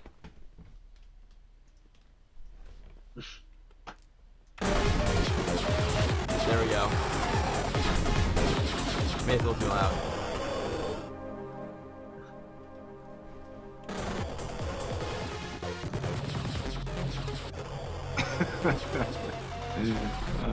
It's just an amazing feeling hearing this music. It's just so great.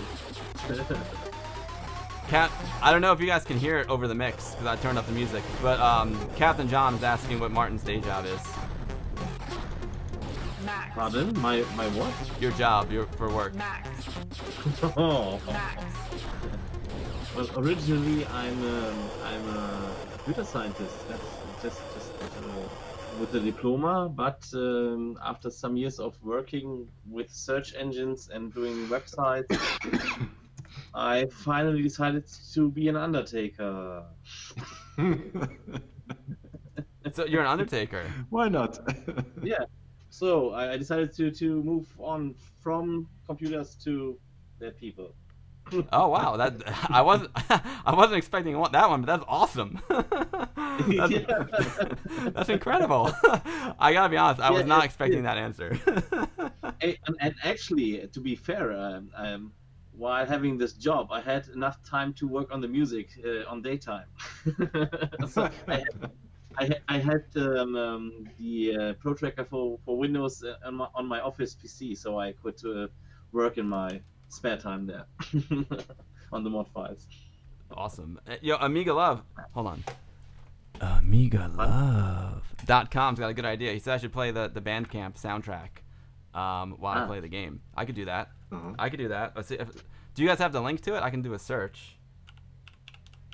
Bandcamp. Richard should get the link. Is it whose account is it under? It's my account, and you can just search for RESHOOT R.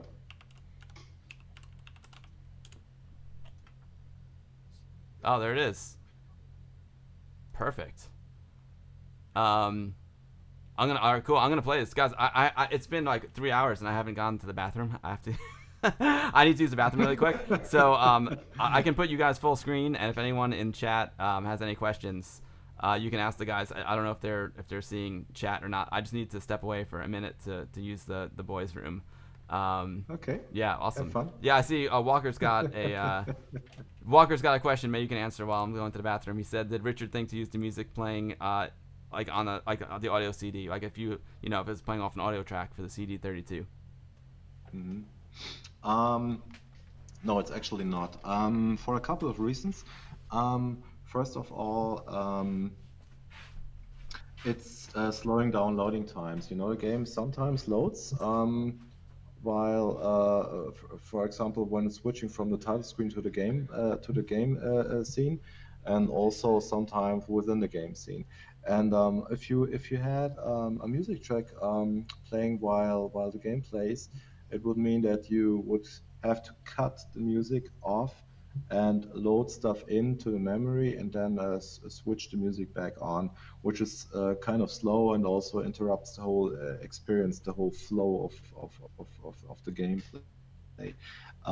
Also, I just didn't feel that it was necessary because we used a near CD quality kind of samples.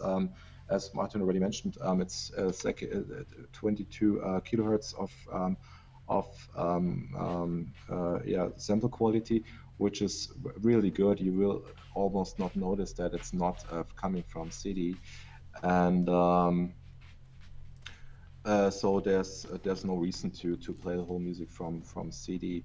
Also, a download version just would not be possible with CD audio, and or would have to be totally different from the CD version, and these are the main reasons why I decided against CD audio. I also feel that in order to have a kind of Amiga-esque feel, a vibe to the music, it needs to come from the built-in Paula sound chip. It just, a couple of games used audio CD. For example, the few of Core Design's games, like I think Banshee used it or Skeleton Crew, they used CD audio, and I always felt like, okay, the music is good, but it just somehow feels disconnected from the gameplay.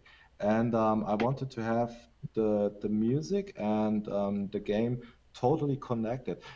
You will probably not really notice at first when you play the game for the first or for the second time, but sometimes some things, some animations are synchronized to the music. For example, the way the player ship moves, and also some of the enemies' animations are synchronized to the music.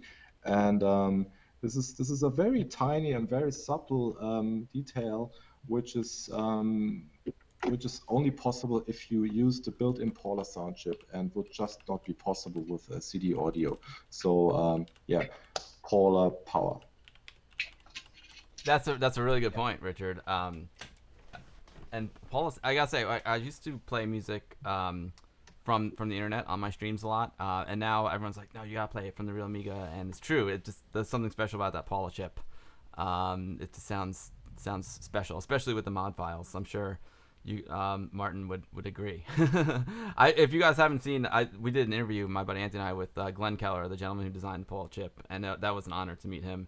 He's such a gentleman and a super nice guy. That was super cool. But yeah, I know the SID is a synthesized chip, and a lot of people love the sound of the SID, and so do I. The SID chip on the Commodore 64 is amazing. But is there anything unique about the Paula chip, Martin, being a musician, that makes the Paula chip special?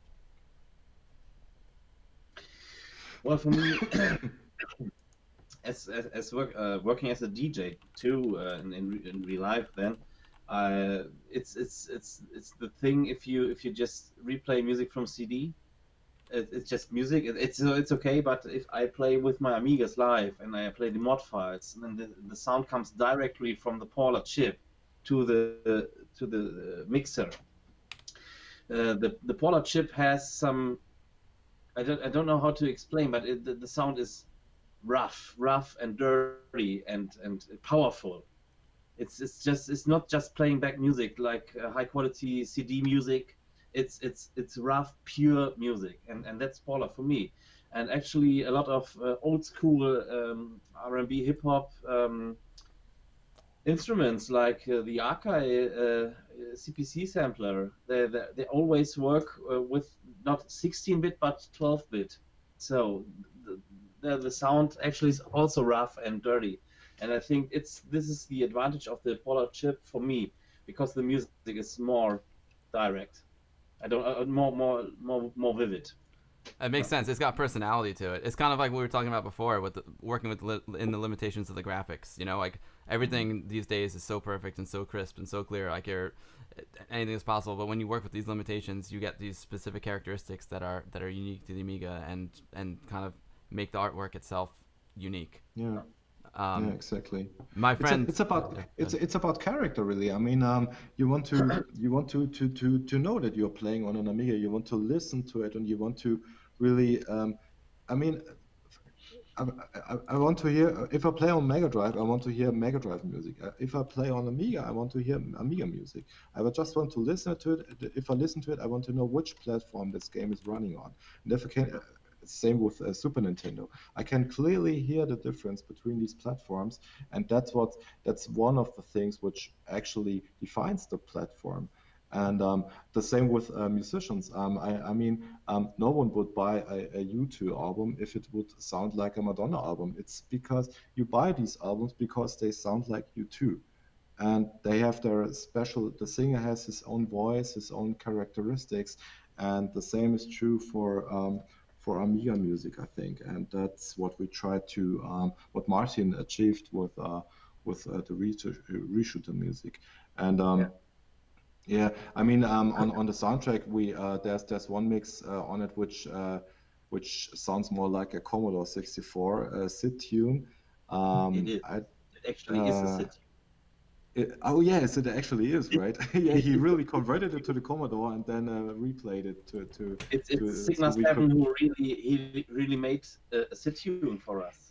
Can you imagine the amount of work which is just on this one soundtrack? You know, one guy really decomposing Martin's work, putting it all onto the SID chip of the Commodore 64, and then we rearranged it in order we could put it onto the soundtrack. And this is just one track on the soundtrack CD-ROM, which is a very tiny thing in the whole RESHOOT universe. So there's so much work. I mean, if you think about it, it's really, it's just the community experience. It's really great. Yeah. That's amazing. It's always converted to Commodore 64 then back to Amiga. So guys, I'm on the Bandcamp website right now. So they can buy the actual physical CD from Amiga, the same Amiga shop where they can buy the game. Is that the physical copy of the game and the digital copy of the game, right? Yeah, I think on the Bandcamp side you can buy the audio CD only, and you can. Too, yeah. Yeah, but I would probably, I don't know, you can buy it here or there. It doesn't make a difference. It's personally, I would always suggest to buy the signature edition because it contains the audio soundtrack CD already. So that's probably the best bet. By the way, you would have to think about if someone purchases the signature edition, if you should get digital editions of the soundtrack too, because that's.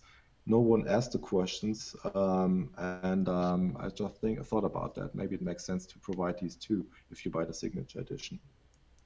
Oh, sorry, what was that, Richard? Because a lot of people were asking before about the if they get the digital edition as well when they purchase the physical copy of the game, right? But I only thought about the game. But as the signature edition also contains the soundtrack, it makes sense to provide people who buy the signature edition also the digital edition of the soundtrack. Oh, right. That makes sense. I'm sorry, guys. I'm just I'm gonna try to pull up the soundtrack here, but I want to be able to mix it as well. So I'm gonna pull it up in Google Chrome so I think I can mix this audio this way. Let's see. Can I do this? Come on, baby. Come on, Windows. It's so weird. It's maybe because I have to start it. Let's see.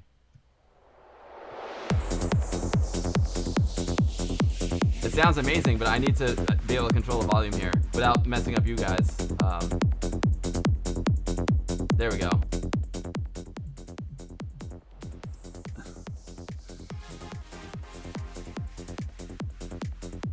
I think that sounds about right. So guys, I'm gonna play. I'm just going my levels there. I'm gonna play the soundtrack while I play the game. It sounds amazing. Have fun. Yeah. Actually, I'm cutting a little promotion video for the soundtrack, and we added some in-game footage from Richard with the music, and it's actually amazing because the game speeds a little bit up then with the remixes. Oh wow, that's incredible. But Martin, your music is phenomenal, dude. I absolutely love it. I hope you can come DJ in New York one day.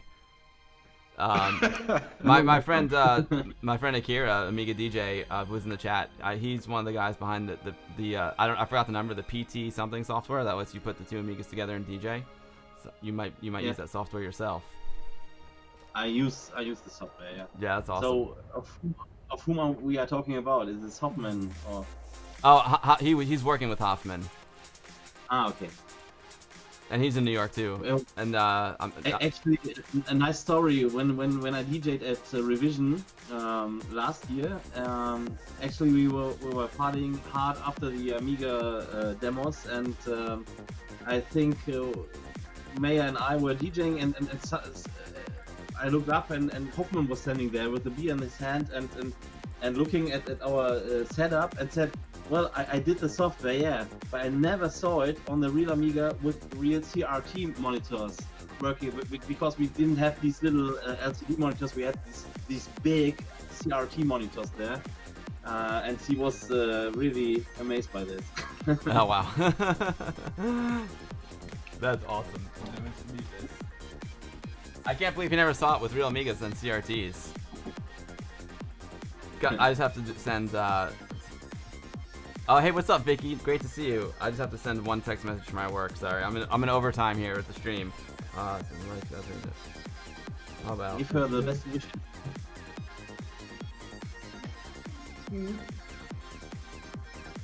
Okay, awesome. So now I'm gonna play the game and listen to the soundtrack off of Bandcamp at the same time. Let's see how far I can get here.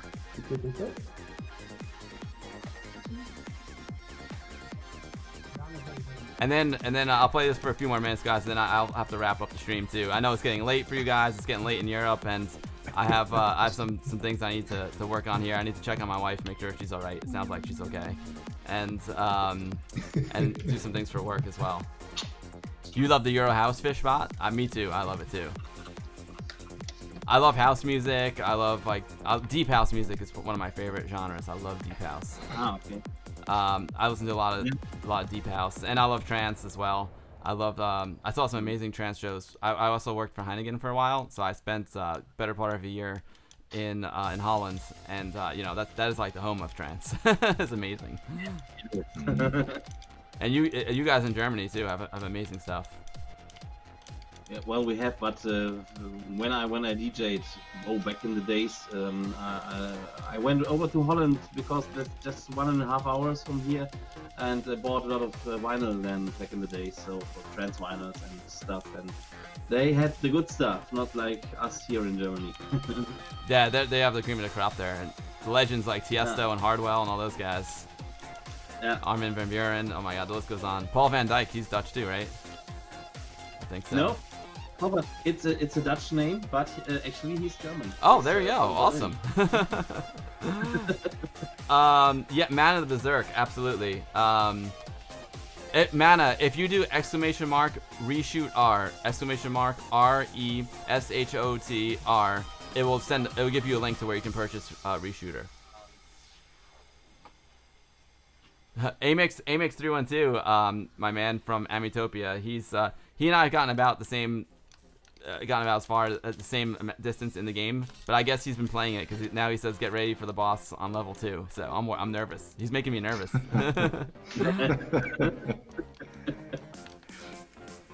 The boss on level 2 is very special.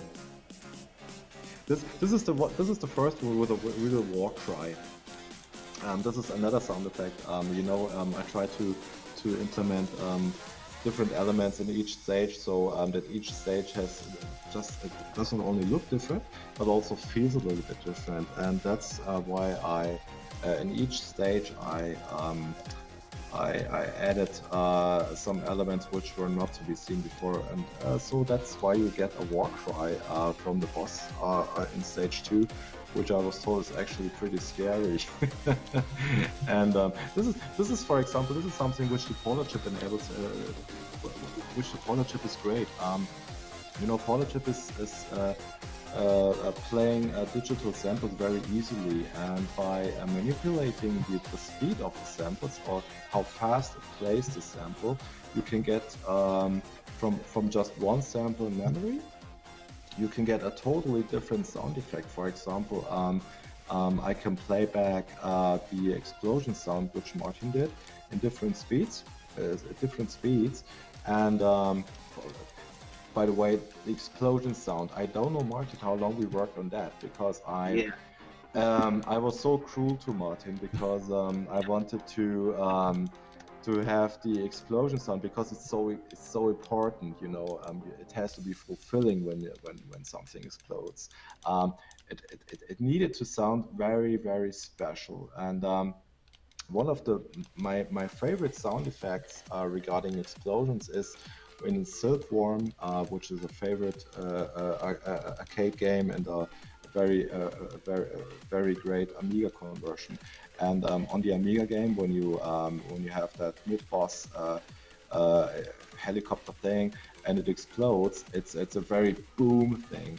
And I wanted to have that depth into the explosion sound, and that's why we worked a lot on the explosion. You probably remember a lot of Amiga games in the 80s and 90s. They used the same explosion sound effect. You hear it in like 100 games, and that's one of the goals I have with RESHOOT. I do not want to use that explosion sound. And I also do not want to use the basic deluxe paint standard font, which is being used in like 1,000 of games, And that's why I teased Martin so many times before we had an explosion sound, which really fits. And now we can play back it, because Polar chip enables me to do it. We can play it back in different speeds, and depending on the sample rate I choose, I modify when I play back the sound. The explosion sounds totally different, and the war cry you hear from the stage 2 boss is actually a voice sample being played at a very, very low sample rate. Yeah, and that means you cannot recognize the voice anymore. You just recognize a very grim, deep, alien style thing, which you cannot really. It just sounds like someone is very, very angry and desperately wants to kill you, and that's something which Paula enables me to do that without, just one byte. I have to just change one byte in memory, and the very nice extra voice from AJ's wife now sounds like a very angry alien wanting to kill you. So that's the power of Paula. That's amazing. I never thought about using Paula like that. Again, I'm not a designer myself, so it's very cool that Paula allows you to do things like that. And I know what you mean about making the sound of the explosion important, because I'm sure it was the same explosion that they all used, but I remember the first time I picked up Sidewinder on my Amiga 500, the game, like it was the explosions that really got me. Yeah, but that very explosion from Sidewinder was reused 100 times later, because Sidewinder was one of the first shoot 'em ups on the Amiga. Was being made by a Mastertronic company called Arcadia for the arcades, and it was one of the first games on the Amiga which used that explosion sound, and it was really great. But if you heard it like for the next 5 years in each and every shoot 'em up, does not sound that great anymore. And so therefore our goal was to have a sound which just sounds different. It's explosion, yes, but a different explosion. And yeah, so again, this is one of the tiny details which made us really which took a lot of hours to get it just right. That's awesome. Again, it's all about the details. Yeah, so it's funny that the escalation I was kind of already wiping at that point, but you have to look out for the escalation because not only does the game get harder, but you have to be careful because the escalation word can hide your ship. So yeah, but usually there's nothing behind it. Well, you just have to keep up or down, and then nothing will happen. Yeah, well, nothing special. You have to avoid the text. You have to avoid the font, just like an enemy. It's an enemy cloaking device. Kind of, yeah. Yeah, the game is super addictive, guys. I posted the link to where you can buy RESHOOT in chat. If you missed it, I posted a bunch of times. Just do !! RESHOOT RESHOOT R. In the chat, and it'll give you a link to the store where you can buy the game, all the digital edition, both physical editions, as well as the amazing soundtrack that we're listening to now. I hope the mix is okay. I potted the music down just a little bit because you were saying some good stuff, and I didn't want it to interfere with your voice. Let's see. We'll see if I can get. I'll do a couple more runs, and we'll see how far I get, and then I'll have to call the stream too, guys. I know it's really late in Germany, and I need to tend to some business as well, so I really appreciate you guys coming on today. The game, congratulations on the game, guys. It's amazing. It's my kind of game. The replayability is incredible, and it's the kind of game I can just like pick up and play without having to get like too deep into it. You know, it's just a super fun shooter game. One of my favorite game companies is called Housemarque, and their first game was Super Stardust, right, on the Amiga. But they've when they moved over to PC, they've made some of my favorite PC arcade games like Nex Machina. And the one that's like the one that's kind of like a mix of Choplifter and Defender. I can't remember the name of it right now. It's killing me. But Housemarque's incredible, and this reminds me of like a Housemarque quality game. And those guys are amazing. So that's a big compliment. It's incredible. Resogun. There you go. Thank you, Fishbot. Resogun. But you know what? Housemarque is a favorite of mine too. Actually, I play the games on the PlayStation. They did a couple of games on the PlayStation recently, the past 3 or 4 years, and one of them is called. There's Nex Machina. Resogun. That's it. Yeah. Yeah, I played Resogun a lot, and that's the kind of feel I wanted to have for RESHOOT. You know, it's just fast and arcadey, and it makes you learn the game, and if you keep coming back, you will feel you get better and better and better. The same with Resogun. You just have to learn what these enemies all do, and if you learn it, you will get better and better and better. And finally, you will beat the game. And the same is true with RESHOOT. When you were talking before about how there's a lot of stuff in the game that is repetitive, but then there's also some things that are slightly different every time you play, I was thinking about Housemarque's Nex Machina, because that's another game where you try and go for the high score. And I memorized certain patterns in that game, but it's always a little bit dynamic. It's always a little bit different. So you always have like that twist, which keeps you on your toes. Yeah. All right, so here we go. Let's see. And I think another strategy with this game and other shooters, but is I can decide if I want to like play for the high score, you know, or if I just want to see the next level, and I can just like let enemies go by and not bother with them and just try and survive as well. Which that's probably a good technique for me to do now and at the beginning, so I can just experience the whole game. Like I'm just not worried about my high score, to see how far I can get, and then I can focus on the high score once I learn the game more. Yeah. One thing I also incorporated is in order to, you know, some people just have not much time, and they probably have no time to practice a lot, and so I thought about how could I do something for these people so that they can really beat the game once. And that's why you get continues when you play through stage 2, I think, and you get 3 continues which help you to get farther into stage 3. And if you finally beat the boss in stage 3, there will be a new option in title screen which enables you to go directly from the title screen to stage 3. Yeah. So that means, okay, you will probably not go for the high score in this case because you're not playing stage 1 and stage 2, but you can practice stage 3 and stage 4 maybe if you get far enough. So that enables you to practice a little bit the later stages. You don't have to play the stages 1 and 2, which you have probably played a lot of times, which you probably feel boring when you play the game for a few weeks. And that's one of the design decisions in order to help you experience the whole game. That's one of the lessons I learned with the first RESHOOT game because it's not a bad game. It's just a little bit hard probably, and I learned that a lot. Almost no one ever experienced the later moments in the game, which are kind of neat, really. There's a real nice boss fight going on at the very end of the game. I don't know if anyone ever experienced it. I just saw one video on YouTube, but I never heard from anyone actually playing through the game, and I found that pretty dissatisfying for myself because why do I design such an object, such a boss? Which takes me a lot of hours, a lot of days even, and then no one really has fun with it. And that's why I really try to balance, to invest a whole lot of time into the balancing of the difficulty curve, but also that's why I implemented this continue option, this level skip option, so that you can really skip stages 1 and 2 and go directly to stage 3, but you have to prove you are worthy skipping stages 1 and 2.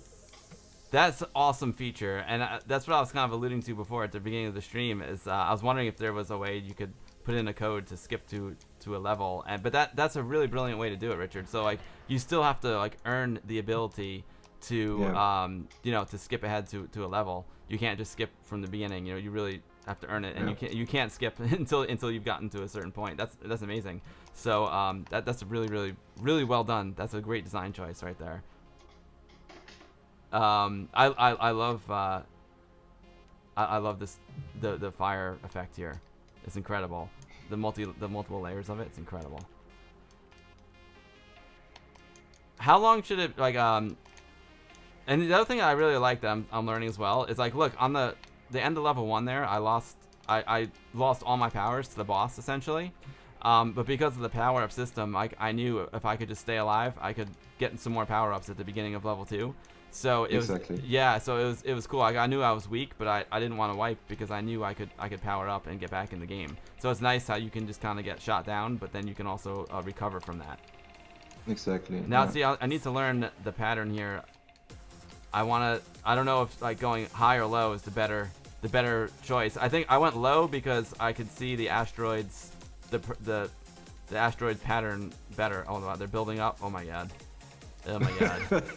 This is so hard. This is about as far as I've gotten in the game, I think. I need some power-ups.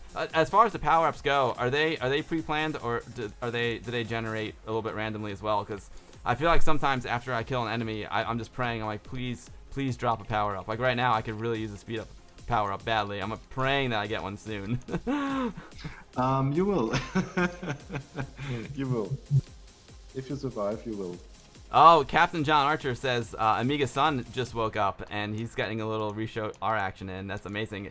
It's I meant to say that before when Kevin had his son on, but like all guys our age, we're all like middle-aged guys and we love Amiga, and middle-aged guys and gals, and we a lot of it is the nostalgia factor, but it's so cool to see like the youth getting interested in Amiga as well. Like we're not going to be around that much longer. I mean, hopefully for a very long time. But I hope. My hope is that like, Amiga doesn't die with us. I hope the next generation can also carry on like the Amiga's legacy.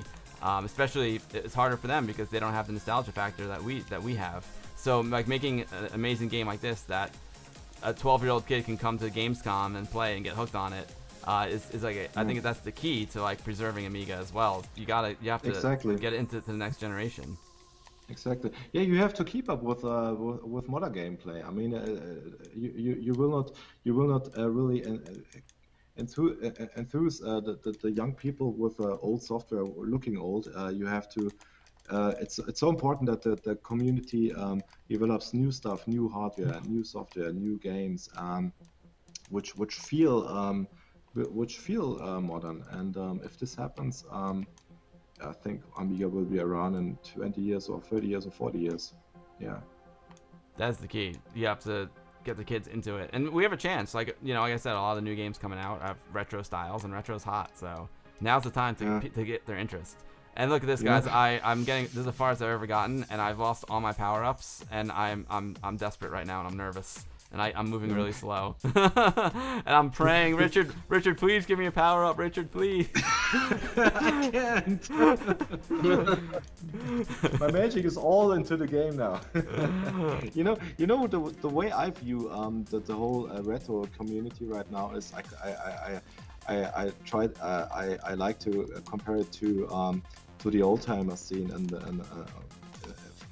from the car enthusiasts. I mean, a lot of guys who are into cars, they're interested in old timers too, but it doesn't mean that they just purchase an old car and use it like it is, but they try to to polish it with modern tools, and they work with it with modern tools. So you have got an old timer, but you use modern tools to keep it alive, and the same is true with the Amiga. I mean, you can use it in 20 years, but you will use modern tools in 20 years to keep it alive, and that's the fun of it, somehow keeping it alive, somehow working with it, having fun with it, but with some modern details. And that's why I think the whole scene is going to stay. It's not like it's happening now and it will not happen. No one is interested in retro in 5 years. Again, I think it's going to last, and it's going to develop a community which really is built to last, and which really develops new ways of communicating and new ways of using tools, and that's going to be very interesting. And that's the reason why I'm trying this year to why I want to see if it's possible to make a living out of developing retro games, because maybe it is. And if it is, it's going to build a new ecosystem of development studios, which is very interesting too. That could happen also, developing studios who are really focusing on retro platforms, because the same is true for the car scene. In the car scene, you have suppliers of spare parts and stuff for old timers, and this is a whole industry by now, which has been grown over the past 20 years, and the same can be true for retro gaming platforms. Well said, Richard. I'm psyched. I made it to level 3. I did it. Really? Yes. Really? I made it to the skies of Hybris. And I was weak. I was in a weakened state.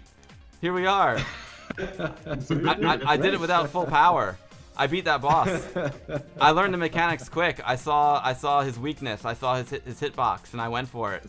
It's too easy. It's too easy. I made it too easy. No, you know what it is too. I played to beat the boss. I didn't play for the points. Like, I saw the enemies launch out of his mouth, and I was like, you know what? I'm not gonna go after him. I'm just gonna chill down here and try and beat this guy. And that was my strategy. Because I feel like we're in the Cloud City in Star Wars right now. I wish I concentrated a little bit harder during the main part of the stream, and I could have made it here. Also, dude, it's moving fast right now. I mean, these clouds are whipping by. And that's not even the fast part of the stage. Oh boy. Fishbot says level 3 is beautiful. I agree. There was something I wanted to say I had a good point and I forgot it. I'll remember. Well, I had an above average point and I forgot what it was. I'll remember it. I'm addicted to the game. Oh my god. Oh my god. All right, I'm gonna go get that power up. Martin, we need to talk. AmigaBill. We need to talk. Yeah. What'd I do? Oh boy. Yeah, no, it's funny because also the other thing that's a little bit tricky is I'm not listening to this is hard. The actual sound of the game. I'm listening to the soundtrack on the Bandcamp, so it's the sound is the sound is actually very important, I think, because it provides you with information about if your bullets are hitting something which your ship probably should not hit. And that's well, I find it very important. It's extremely important. It also tells you like when you have when you maxed out, because I wasn't sure. Oh, here we go. This is the screenshot we were looking at before. This is awesome. Yeah, because it's a good point, because sometimes, like, especially with that, oh, this is a neat mechanic. You have to blast your way through the dark one. Oh, that blast the way through down here. See, if I had heard the hits, I'll be able to figure that out faster. But I figured it out. We did all right. I also used another technique to beat the boss because I didn't have. Oh no, because I couldn't shoot fast enough to beat that boss. I was getting closer to him, so it was almost like a faster auto fire. If that makes any sense. Oh no! Wait, 3 times continue, hold fire. I'm holding it. I'm holding it. Did I continue? Yes, I continued. Awesome.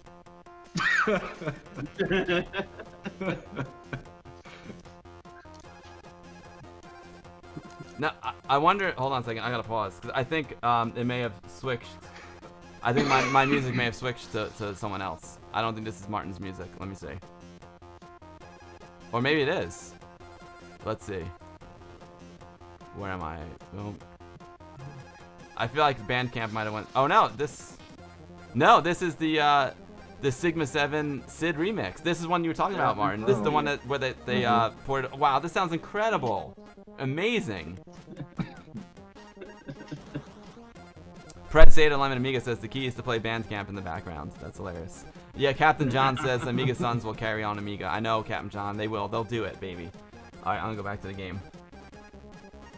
Because it just sounds so different. I was just like, wait a minute, is this one of my other subscriptions on Bandcamp?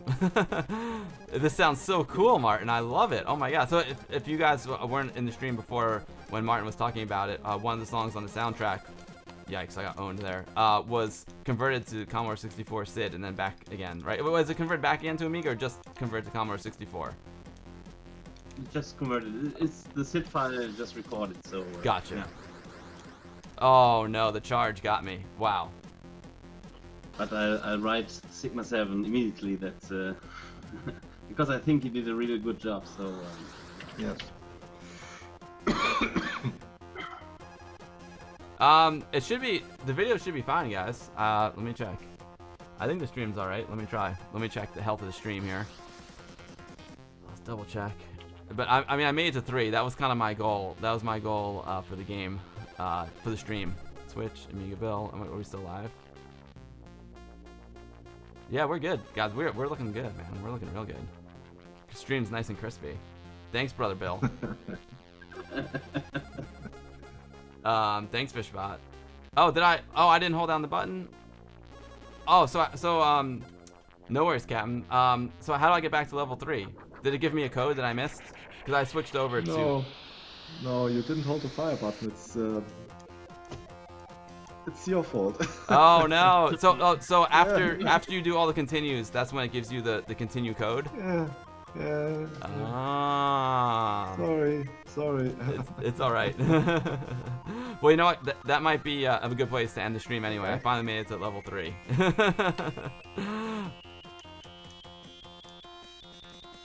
Amiga, maybe I have to leave the stream now because it's really quite late. Yes. Yeah. And I have to get up in 5 hours or something, so it's probably time to get to sleep now for me. I think it's a good time to wrap up the stream as well.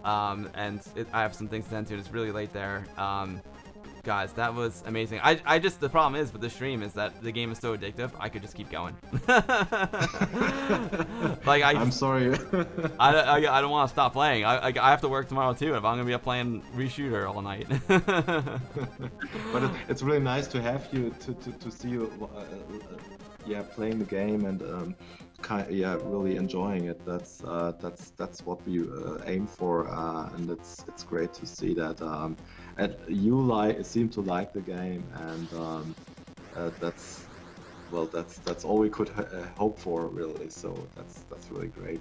I love it, guys. It's really extremely well done. Like I said, it's my kind of game. It's a shooter, and I love it because there's still a lot of depth to the game with the high score, and you also want to progress to the end. But it's challenging, but not too challenging. I like it because the difficulty seems about right. Like, it's very hard. When I first played the game, I'm like, oh my god, this game's impossible. But now, like, I'm already on level 3. So like that must be really hard to implement into a game. But like the design of the difficulty is just like perfect. It's on point. I love it. Let me just, thank you. Yeah, let me just show you guys Amiga PC. There we go.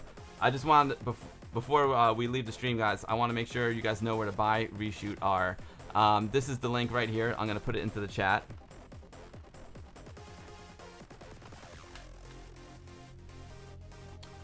So you can buy it at amigashop.org, and as you can see, there are 3 versions of the game: the download version, the signature edition, and the pure edition. If you buy the physical edition, the pure edition, the signature edition, it will also come with a digital download. These things look amazing. The game's awesome. I can't wait to get I'm gonna order. Obviously the store wasn't open, so I haven't ordered my copy yet, but I'm definitely going signature edition. This is something I'm gonna be like really proud to have on my shelf, guys. And of course it's gonna be played on my Amiga and out of the box on the shelf, and it's just awesome. Thanks to everyone for hanging out today. It was just a pleasure.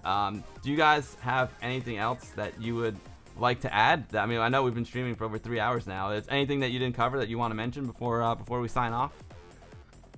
Well, I have to thank, like Kevin before, I have to thank Martin for his incredible work, because Martin is with me for 2 years, 3 years, not sure, but 3 years now, right?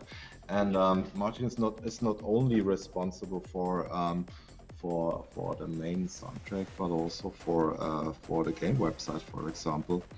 And he also took care of the speech samples, and yeah, we just chat regarding some other topics too.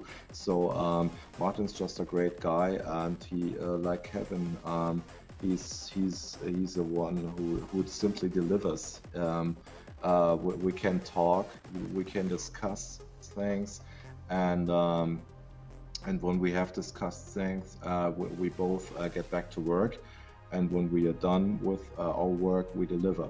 And this is something which cannot be, it's just so good to have someone around who is obviously able to do one of the best soundtracks you have ever heard on the Amiga. Well, that's my personal opinion, and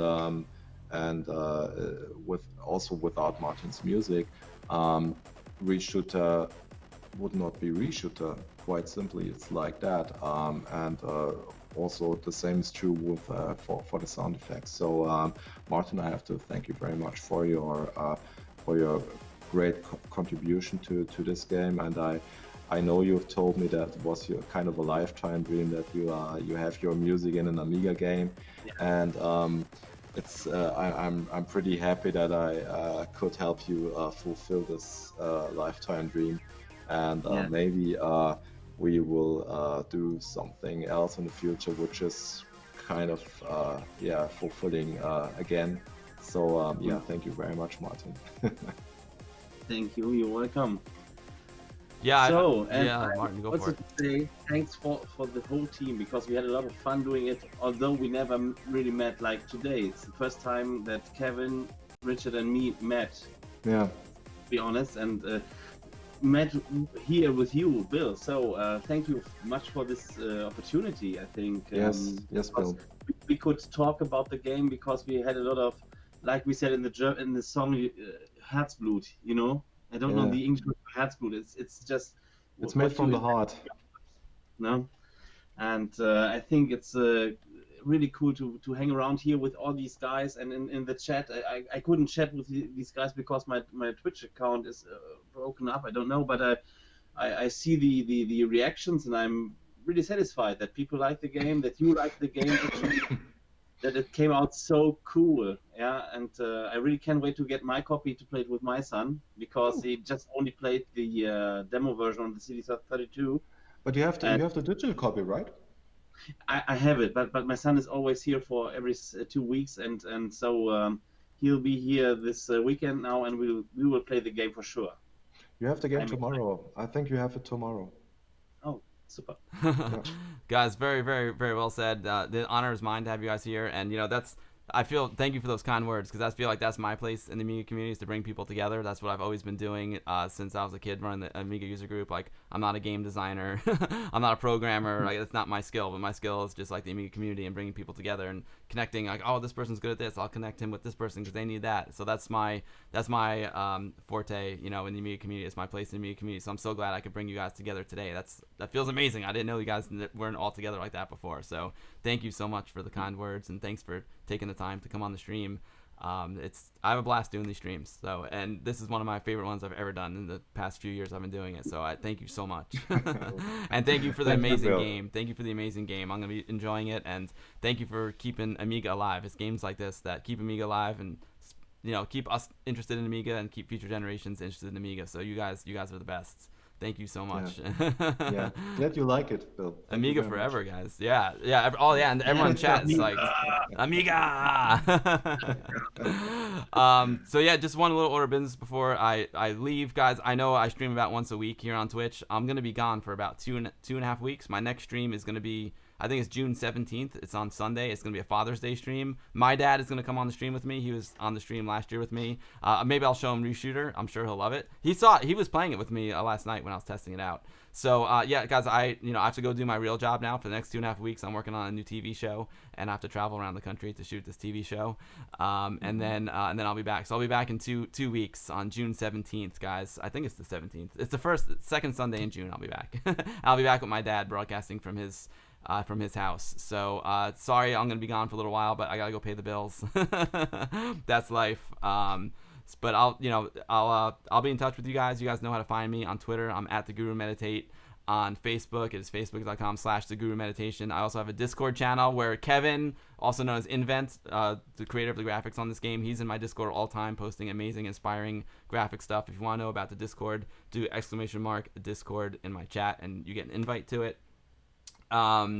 Yeah, Bill's got to pay the bills. Exactly, Captain. And John, Task John is also in the chat. John is, thank you for hanging out, John. John made one of my other favorite Amiga games, Worthy, which came out last year. I've got that one up on the shelf. It's incredible. Great game, yeah. Yeah, so thanks to all you guys who are making new Amiga games in 2019. It's amazing. I had a blast today, guys. Thanks so much for taking the time. I really appreciate it very, very much. Okay. All right, guys, that's about it. We are gonna take it to the hot tub. I don't know if you two guys have seen my streams before, but my mascot is a gentleman named Air Yuri. He's a huge Amiga guy in Finland, and he likes to take his clothes off and go like a polar bear into frozen lakes and drink beers and watch my streams. So I know it sounds crazy. You're probably like, what is this guy talking about? Well, you'll see in a second. All right, guys. So take care. Again, Richard and Martin, thanks so much for hanging out. Congrats on the game. And I'll catch all you guys in about 2 weeks live from my dad's basement. Thanks again, guys. Thank you. Have a good time. Bye. All right, guys. Take care. Peace out. Thanks everyone for watching today. Peace.